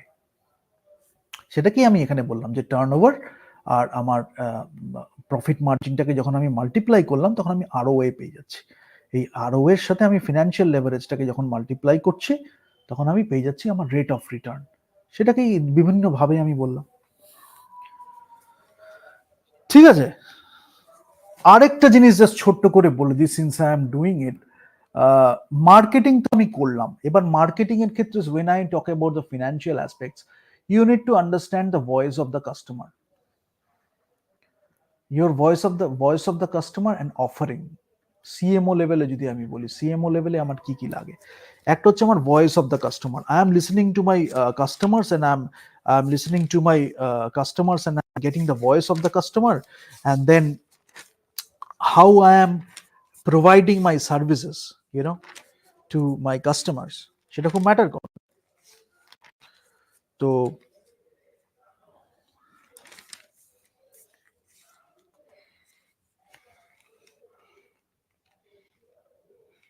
সেটা কিভাবে করা হচ্ছে, সেই জন্য আমাদের এত কিছু বলার, যে আমরা কিভাবে ইউজ করছি।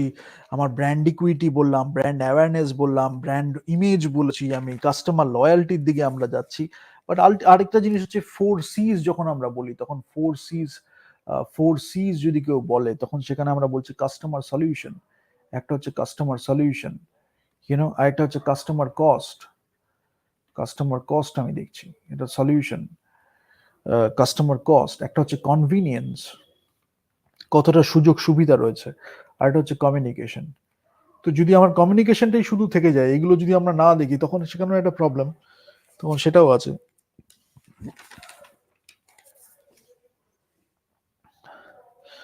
বাট যেটা আমরা করি যে আমরা মার্কেট এক্সপিরিয়েন্সটা দেখি, যেখানে আমরা একটা ভিশন নিয়ে আমরা একটা কিছু করলাম, সেখানে আমরা মার্কেট এক্সপিরিয়েন্সটা দেখি।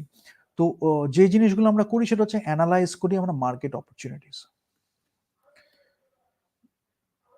মার্কেটের অপরচুনিটিস কি আছে, আমরা একটা কিছু প্রোভাইড করব অফারিং, মার্কেটে অপরচুনিটিস কি আছে সেটা করলাম।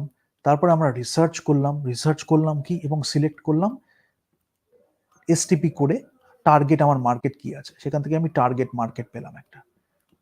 ঠিক আছে, নাও এবার আমি ডিজাইন করলাম market strategies. Now strategy is not equal to plan, this is very important. So I am designing the market strategies, after strategies আমি কিন্তু আমার অ্যাকশন প্ল্যানটা বানাচ্ছি। So strategies I can see.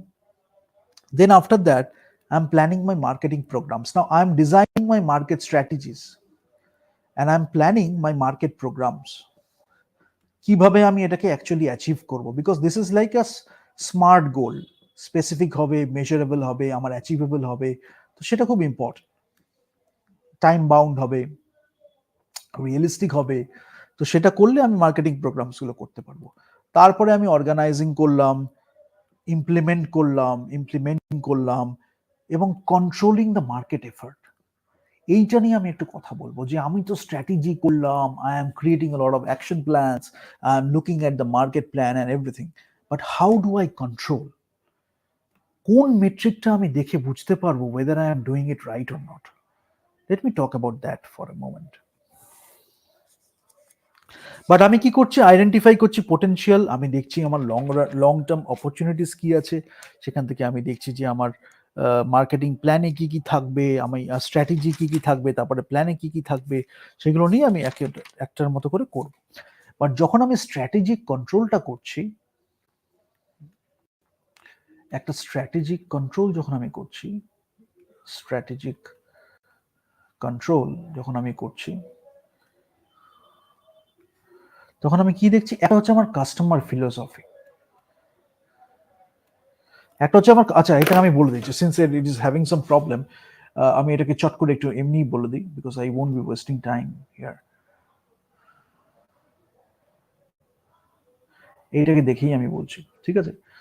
যখন আমি একটা স্ট্র্যাটেজিক কন্ট্রোল করছি, তখন আমার কাছে কি কি থাকছে, তখন আমি দেখছি একটা কাস্টমার ফিলোসফি থাকবে, মানে আমার customer needs and wants, the thing I started with, weather I am providing that or not.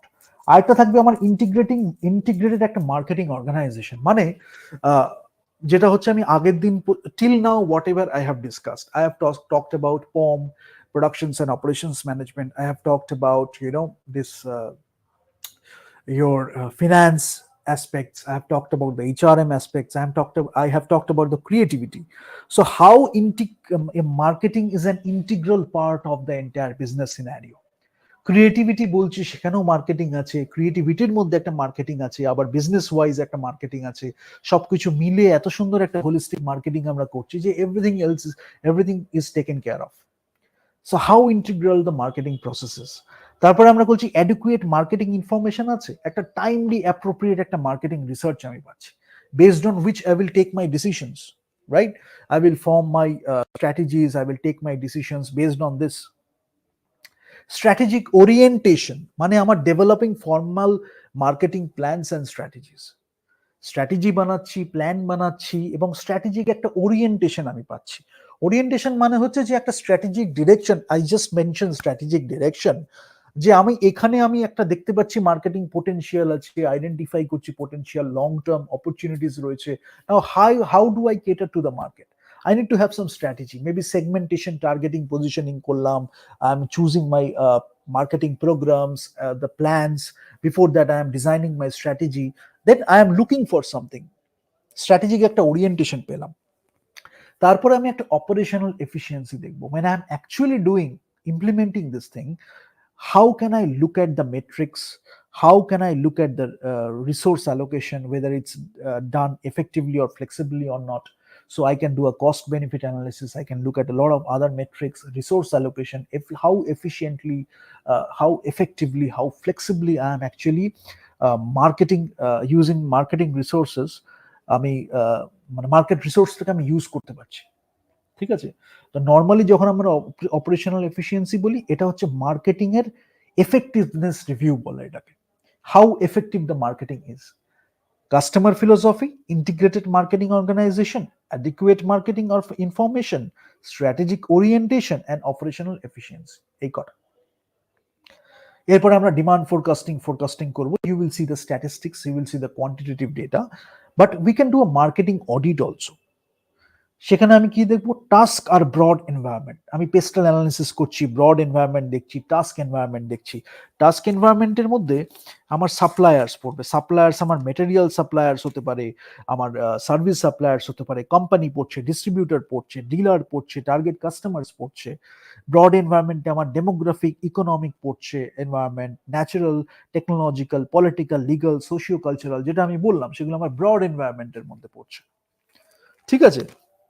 যখন আমি মার্কেটিং স্ট্র্যাটেজি দেখছি, মার্কেটিং অর্গানাইজেশন দেখছি, as an organisation, marketing systems দেখছি, আমার মার্কেটিং ইনফরমেশন সিস্টেম হয়, ডিসিশন সাপোর্ট সিস্টেম হয়, সেটা দেখছি, মার্কেটিং প্রোডাক্টিভিটি দেখছি, মার্কেটিং ফাংশনস দেখছি, তখন কি হচ্ছে, আমি একটা কম্প্রিহেন্সিভ, সিস্টেমেটিক, ইন্ডিপেন্ডেন্ট, পিরিয়ডিক একটা হোলিস্টিক ভিউ পাচ্ছি। এইভাবে আমি মার্কেটিং অডিটটা দেখছি, যে আমি কি একটা টিক মার্ক দিয়ে যদি আমি বলি, যদি আমি একটা মার্কেটিং অডিটের ধরলাম, কথার কথা একটা ডকুমেন্ট বানিয়েছি, সেখানে আমি দেখলাম টাস্ক এনভায়রনমেন্টে আমি কতটা সফল হলাম, ব্রড এনভায়রনমেন্টে কতটা আমি করতে পারলাম, স্ট্র্যাটেজি কতটা করতে পারলাম, মার্কেটিং ফাংশনস গুলো কতটাকে কাজে লাগাতে পারলাম। মার্কেটিং একটা অডিট হলো, which is comprehensive, খুব সুন্দরভাবে বোঝা যায় সিস্টেমেটিক আছে একটা, হ্যাপাজার্ড ওয়েতে নয়, একটা সিস্টেমেটিক হচ্ছে ইন্ডিপেন্ডেন্ট পিরিয়ডিক। পিরিয়ডিক মানে টাইম ইন্টারভালসে আমি করছি। টাইম ওয়ান আমি একটা কিছু দেখেছি, টুতে আমি একটা কিছু দেখেছি, I can compare this two things, two metrics, and I can actually see, for example, if you take example for market, example of market share, 20% market share ছিল, সেখান থেকে 40% আমি করব। That was my strategy. মানে স্ট্র্যাটেজির পরে আমি programs গুলো define করেছি এমন ভাবে যে গোল হচ্ছে আমার, হয়তো স্মার্ট গোলটা আমি যেটা করেছি একদম তার মধ্যে প্রথম একটা ব্যাপার হচ্ছে যে আমি একটা ঠিক করে ফেললাম 20% থেকে আমি 40% করবো। Now it can be a very vague goal, then you are figuring out the ways how you will do it. 20% থেকে 40% হবে, সেটা তো উইশফুল থিঙ্কিং করলে হবে না। কিভাবে আমি করব, what are the steps I need to take, করে আমি আলটিমেটলি দুটো টাইম ইন্টারভ্যালে দেখছি T1 অ্যান্ড T2 তে যে আমি কতটা অ্যাচিভ করলাম। ফর এক্সাম্পল আমি 35% করলাম, 5% আমার গ্যাপ আছে, then I am tweaking my strategies, I'm looking at the data analytics, I'm looking at the marketing insights, then I am taking my decisions accordingly. So হয়তো 5% আমার বাকি আছে, আমি হয়তো আরো 5% এক্সট্রা করে 10% শুট করলাম। accordingly I am tweaking my things, strategic control করছি। so that is very important। তার জন্য আমার কি লাগছে, SBU বেসিসে আমি করতে পারি, বিজনেস ইউনিট বেসিসে আমি করতে পারি, মার্কেটিং এনভায়রনমেন্ট আমি দেখছি, অবজেক্টিভস আমি দেখছি। অবজেক্টিভ যেটা আমি বললাম অবজেক্টিভস, সেখানে আমার কি পারফরমেন্স ইন্ডিকেটরস থাকবে, KPI, সেখানে অনেকে OKR বলে, গুগলে যেমন OKR বলে ওরা।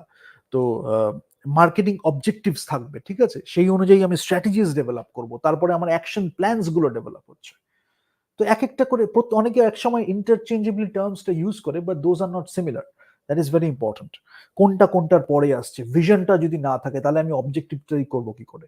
কারোর কাছে হয়তো ভিশনটাই নেই একটা কোম্পানি, সে খালি চাইছে যে কোনো রকমের কোম্পানিটার এতখানি একটা একটা মেট্রিক হলেই হয়ে যাবে। সেই পুরো কোম্পানিটার যে ব্র্যান্ড ইকুইটি ছিল পুরো হ্যাম্পার হয়ে গেল ইন লং রান, বা পুরো ব্র্যান্ডের যে একটা ভিশন ছিল সেটাই এমন ভাবে হ্যাম্পার হয়ে গেল, বা কালচারটা এমন ভাবে এফেক্টেড হয়ে গেল, people are going away from the company. Great talents, because it is said it's a war of talents, so you wanted to have something, but to do created a culture which is not very desirable for many great talents or many great employees. They will leave the company. So unless you really provide them something really good, like tangible, intangible benefits, they will leave the organization. There will be a lot of chaos. There will be like a lot of misunderstanding, gaps in communication. So that will hamper the productivity also. So that's why holistic marketing, holistic doing this thing, this is very important in modern business scenario. So then activities will come. Obviously, you will think about achieve your objectives, but you're breaking things down. You're taking a vague thing, or it's not a vague thing also, because whenever you're setting an objective, it's not vague anymore. But if you say that I want to increase my market share, that is a very vague wishful thinking. If you use the quantitative terms that I have my market share as 20%, I want to increase it to 40%, then you have an objective. You are shooting from 20% to 40%. Then you figure out the plans, strategies and all that stuff. You figure out your activities. So objectives and strategies you are tweaking together, and then you are figuring out your plans, your activities. Gradually, when you see the metric after some time interval, you see that you have achieved something without compromising your brand vision. That is very important. That's why, especially I will say, whenever you're working in a Fortune 500 company or Fortune 100 company, the company culture is very important, because there is a post now called CHRO. So we had the CMO, we had the CIO, we had CEO, now we have CMO, CHRO also, because human capital is so important nowadays. If your company is not performing well, you need to do a holistic audit also. It is not the financial audit anymore. You have to do a marketing audit. Sometimes you have to do a human resource audit also. Attrition rate কি হচ্ছে, retention rate কি হচ্ছে, যে নতুন employees আসছে তারা কিভাবে আসছে, কোন ব্যাকগ্রাউন্ড থেকে আসছে, এই মধ্যে যখন আমার চেঞ্জটা হচ্ছে, এক্সিস্টিং এমপ্লয়িজকে অন্য প্রজেক্টে দেওয়া হচ্ছে, সবকিছু থেকে আমাদের মেট্রিক আছে, তাদের পারফরমেন্স ইমপ্রুভ হয়েছে না ডিটোরিয়েট করেছে, কেন ডিটোরিয়েট করেছে, তাদের ফিডব্যাক থেকে we are getting a lot of data so that we can utilise our resources in a much better way. We have a lot of options because when you have data, একটা বাজে ব্যাপার যেটা হতে পারে information overload.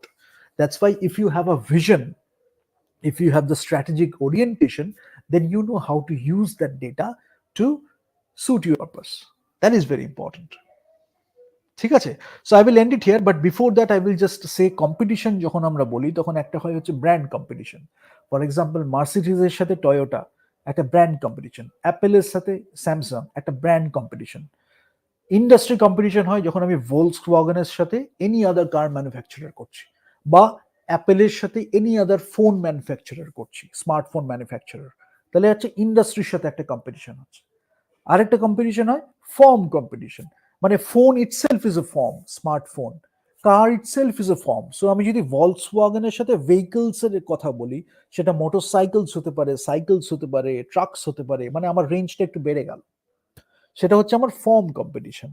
আর একটা হয় আমার generic competition, হয়তো একটা এনভায়রনমেন্টে আমি ডলার ইউজ করছি, একটা পাউন্ড ইউজ করছি, একটা টাকা ইউজ করছি, রুপিজ, তো সেখানে আমার কম্পিট করছি আমি কনজিউমার ডলার্স এর জন্য, সেটা আমার একটা জেনেরিক মার্কেটে চলে গেল। ফর এক্সাম্পল ইন্ডিয়ান মার্কেটে যখন আমি আসছি আইএনআর, ইন্ডিয়ান রুপিজ আমি ইউজ করছি, তো সেটা আমার একটা জেনেরিক কম্পিটিশন হয়ে গেল। কেউ হয়তো কার বেচছে, কেউ হয়তো স্মার্টফোন বেচছে, কেউ হয়তো অন্য কিছু বেচছে, but ultimately they are generating the revenue in terms of rupees, consumer rupees. ঠিক আছে, তো সেটা একটা আছে, এইটা একটু জেনে রাখলে খুব সুবিধা হয়। তারপরে তো we can look at other things also, but societal প্রসেসের খুব গুরুত্ব দিতে হয়, বিকজ মার্কেটিং যখন আমরা বলি তখন আমাদের এই AIDA, hierarchy of effects, emotion, innovation, adaptation, communication model, এগুলো তো থাকে, বাট আমাদের যেটা করতে হয় যে এইটা একটু গুরুত্ব দিতে হয়, because it's a very important societal process. ঠিক আছে, তো এঙ্গেজমেন্টটাও আমরা দেখি। আর সিএমওর কথা যখন আমি বলছিলাম, so I just finish it from this, since I talked about a lot of things. সিএমওর কথা যখন আমি বলছিলাম, ভয়েস অফ দ্য কনজিউমারকে আমি ক্যাপচার করছি। ভয়েস অফ দ্য কনজিউমার মানে হচ্ছে এই যে মার্কেটিং ইনসাইটস আমি পাচ্ছি, যে ইনফরমেশনটা আমি মার্কেট থেকে পাচ্ছি, সেটাকে আমি কিন্তু ক্যাপচার করছি। আমার একটু বটম লাইন আন্ডারস্ট্যান্ডিং আছে মার্কেটিং ক্রিয়েটস ভ্যালু কিভাবে হচ্ছে, মানে আমার একটা অর্গানাইজেশন আছে, সেটা যে মার্কেটিং করছে সেটা কিভাবে ভ্যালু ক্রিয়েট করছে সেইটা আমার দরকার। জাস্ট আ সেকেন্ড, আমি আর লিখবো না, কারণ লিখলেই এটা স্লো হয়ে যাচ্ছে। I think I can continue and I will finish it off. তো একটাটা কি হচ্ছে সিএমওতে, আমার ভয়েস অফ দ্য কনজিউমার্সটা আমি গ্যাদার করছি, যেখানে আমার ইনসাইটস রয়েছে, আমি মার্কেটের থেকে ইনসাইটসটা পাচ্ছি, রিসার্চ হচ্ছে, কোয়েশ্চেনিয়ার হচ্ছে, আমি স্ট্যাটিস্টিক্স পাচ্ছি, ফ্যাক্টস পাচ্ছি, অনেক সময় ফিডব্যাকে ওপিনিয়ন্স আমি পাচ্ছি, সেটার মধ্যে অনেক এনকোডেড ইনফরমেশন বা ডাইরেক্ট ইনফরমেশন থাকে, সেগুলোকে আমি অ্যানালাইজ করছি। বটম লাইন আন্ডারস্ট্যান্ডিং আমার একটা থাকছে, আমার কোম্পানি যে মার্কেটিং করছে সেটা ভ্যালু কিভাবে ক্রিয়েট করে, how it creates value. I have bottom line understanding. ROMI, there is a term that is the return on marketing investment. So you have accountability. ঠিক আছে, এবার আমার যেটা কোয়ালিটিস গুলো লাগে, so if you are wanting to be a CMO, chief marketing officer, then what are the qualities you should have, you might ask. যেগুলো আমি বললাম সেগুলো obviously you should have a fundamental or basic understanding, but apart from that, learn qualities যেটা হয়, innate qualities and learn qualities, দুটো ব্যাপার থাকে। Innate qualities মানে that's a part of your personality, that's a part of your character. মানে কেউ যদি মানে নর্মালি একটা পার্সনকে দেখে আমরা ইন্টারভিউতে বুঝতে পারি তার ইনেট কোয়ালিটিস কি আছে, যেমন একটু আউটগোয়িং, একটু এক্সট্রাভার্জন, এরকম কিছু কিছু বিগ ফাইভ ক্যারেক্টারিস্টিক্স হয়। সেটা only one way of understanding it, but there are many other ways we can look at. We have very subtle understanding of the employees when we take an interview. But কি আমাদের দেখা যায় innate qualities, for example risk taker, willingness to make decisions, মানে proactive decision নেবে। হয়তো team suffer করছে, সে একটা বুঝে শুনে আন্ডারস্ট্যান্ডিং নিয়ে একটা ডিসিশন নেবে। ঠিক আছে, willingness to make decisions, not procrastinate করবে, এরকম কোনো একটা ব্যাপার নয়। প্রবলেম সলভিং এবিলিটি আছে, চেঞ্জ এজেন্ট, মানে wants to have some change. Marketing এর জন্য এটা খুব দরকার, একটা ইনেট কোয়ালিটি। আর রেজাল্টস ওরিয়েন্টেড, বিকজ আমি একটা গোল থাকছে, অবজেক্টিভ থাকছে, সেখানে একটা রেজাল্ট ওরিয়েন্টেড অ্যাপ্রোচ, ভেগ কিছু না। এগুলো হচ্ছে আমার ইনেট কোয়ালিটিস। আরো অনেক আছে, যেমন অনেক সময় অনেকে বলে এক্সট্রাভার্সন কোয়ালিটিটা প্রফেশনালি একটু বেশি থাকা দরকার। You have, if you are doing a marketing kind of job, you have to interact with a lot of people. When you are looking at the marketing insights, then you have to be more open to the marketing insights. You know, if you are biased, then you cannot look at the information in a proper way. Whatever information you are getting, doing an attribution error, and you are taking the wrong decisions based on that. So biases, we did a session on bias, you go through that. HR এর মধ্যে থাকে, মার্কেটও থাকে, because একটা human aspect এখানে রয়েছে। And learn qualities কি থাকে, একটা global experience. You are looking at different cultures, you are looking at MNCs, you are looking at different other companies, different culture তারা কিভাবে মার্কেটিং করছে। ফর এক্সাম্পল চায়নাতে মার্কেটিংটা কিভাবে হচ্ছে, স্টারবাকস যদি নেই বা অন্য একটা কিছু একটা নেই, যে কোনো একটা কোম্পানি, আমি একটা হাইপোথেটিক্যাল এক্সাম্পল নিচ্ছি, তারা চায়নাতে গেলে কিভাবে করছে, ইন্ডিয়াতে কিভাবে করছে, ইউএসএ তে কিভাবে করছে, অস্ট্রেলিয়াতে কিভাবে করছে, অন্য কোথাও কিভাবে করছে। তো সেখানে আমার একটা ডেমোগ্রাফিক, জিওগ্রাফিক, সাইকোগ্রাফিক, এরকম অনেকগুলো আমি ডেটা পেতে পারি, মার্কেটিং ইনসাইটস। ঠিক আছে, তো গ্লোবাল এক্সপিরিয়েন্সটা থাকলো, আমি বুঝতে পারছি each and every culture, so that I can cater in a better way. ঠিক আছে, এটা একটা থাকে, and that is helpful for any great business, because you need to understand your customer so that you can serve them in a better way. তো multi channel expertise থাকে, আমার cross industry experience থাকে, even better. Because কেন হয়, অনেক সময় I want to mention this especially in terms of the technological or IT sector, because sometimes what happens is you are doing an MBA, you are doing something regarding business, maybe an executive MBA or whatever it is, you are going for it, and you are having the experience in the technology sector, ঠিক আছে? So your career path is like you are gradually improving, and whenever you are going towards the marketing manager position or maybe a CMO also, so you are looking it from a technical perspective only, because you have been in a technical organization all the time, but you have cross industry experience. Maybe you are working in healthcare, maybe you are working in IT, maybe you are working in media and entertainment. So you can see marketing used in different ways, implemented in different ways. That is a different industry. They are using the same theories, same techniques in a different way, depending on the industry. যেমন আমি বললো যে ক্রিয়েটিভিটিতে আমি media and এন্টারটেনমেন্টে অনেকটা বেশি use করছি, সেখানে অন্য জায়গায় আমি যখন ইউজ করছি, আমি দেখছি আলটিমেটলি আমার রেভিনিউ সেটা হেল্প হচ্ছে কিনা, বা কালচারটা বিল্ড হচ্ছে কিনা, অনেকগুলো ব্যাপার থাকে। সেটা একটা ভালো experience, cross industry experience, it always helps. Because আমার ওই ডাইভার্সিটি, ইকুয়ালিটি, ইনক্লুশন নিয়ে we talk about a lot. Inclusive by default, you are becoming inclusive when you are looking at different industries. Digital form থাকে এবং operational world wide, যেটা আমি বললাম, আমার একটা হচ্ছে গ্লোবাল এক্সপিরিয়েন্স, একটা হচ্ছে অপারেশনস বা অপারেশনাল ওয়ার্ল্ড ওয়াইড কিভাবে হচ্ছে। এগুলো এক্সপোজার থাকলে you can take really great top level strategic decisions, because whenever you are taking those decisions, you are expected to have certain qualities, certain skill sets, certain strategic orientation. You are looking at a lot of data, and you are taking high level decisions. Then people down the line will take your decision and they will implement it, and there are hierarchies. Sometimes you are taking information from them, but the moment you are taking that high level decision, it's always desirable to have holistic approach, so that you are looking at things from different perspectives, right? So that's why I mentioned the task environment, the broad environment, and you should be very aware of that. ঠিক আছে, তারপরে তো আমার সেলসের সাথে আছি, customer বিষয় থাকবে, touch points থাকবে, আমি গোল থেকে স্ট্র্যাটেজি পেলাম, প্রোগ্রামস পেলাম, ইমপ্লিমেন্টেশন করলাম। ঠিক আছে, so I think I can end it here. And আমি বিগিনার লেভেল থেকেই সিএমও পর্যন্ত পুরোটাই মোটামুটি বললাম, but again I will talk about the same thing. when you are at the top level, you are taking more strategic decisions. When you are in the tactical level, then you are managerial job doing, you are also taking strategies depending on your hierarchical position. Operation হচ্ছে কি, lower লেভেলে যখন আমি যাচ্ছি তখন আমার sales quota দেখছি, sales force দেখছি, when you are training the sales people, sales manager থাকছে। আলটিমেটলি যখন একটু ওপরে যাচ্ছি তখন স্ট্র্যাটেজি আর মার্কেটিং একসাথেই হয়ে যায় আর কি। এবং it's always good to have the strategic approach. As I mentioned in HRM, you are having the business strategy, also you are looking at HRM. You are having the strategic perspective, also you are looking at the marketing perspective. তাহলে কি হচ্ছে, you can take better business decisions. এটাই হচ্ছে একটা বড় শেখার ব্যাপার। And it takes some time to learn that. Initially it's very difficult because you look at the documents, you don't even understand what they mean. But that's why I say always understand your business really well. Whatever business or whatever profession you are in, understand the business really well, because ultimately it comes down to the business only, right? You are providing a service, you are manufacturing goods, whatever it is, you are earning revenue. But there is a lot happening. The bigger the organization, the more the people, different ways of working, best practices. So when you look at all these things, maybe one day you can be an entrepreneur also. When you can be an entrepreneur, you can emulate those things. Maybe you start small and then gradually you go up and up. You start up and then you scale up. But you have a good exposure. You have what we can say professional experience, worldwide experience, different global experience.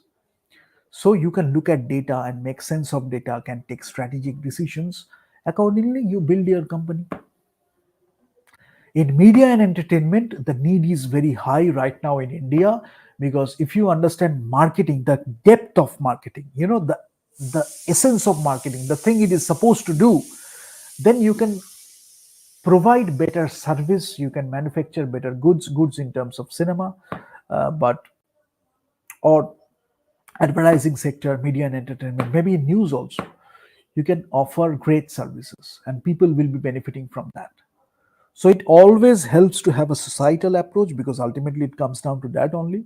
But quantitative, qualitative, both data help. Okay, so I will end it here, and I hope you enjoyed the session. And give your questions, feedback. You can achieve is open, so you can mail or comment anytime. Thank you.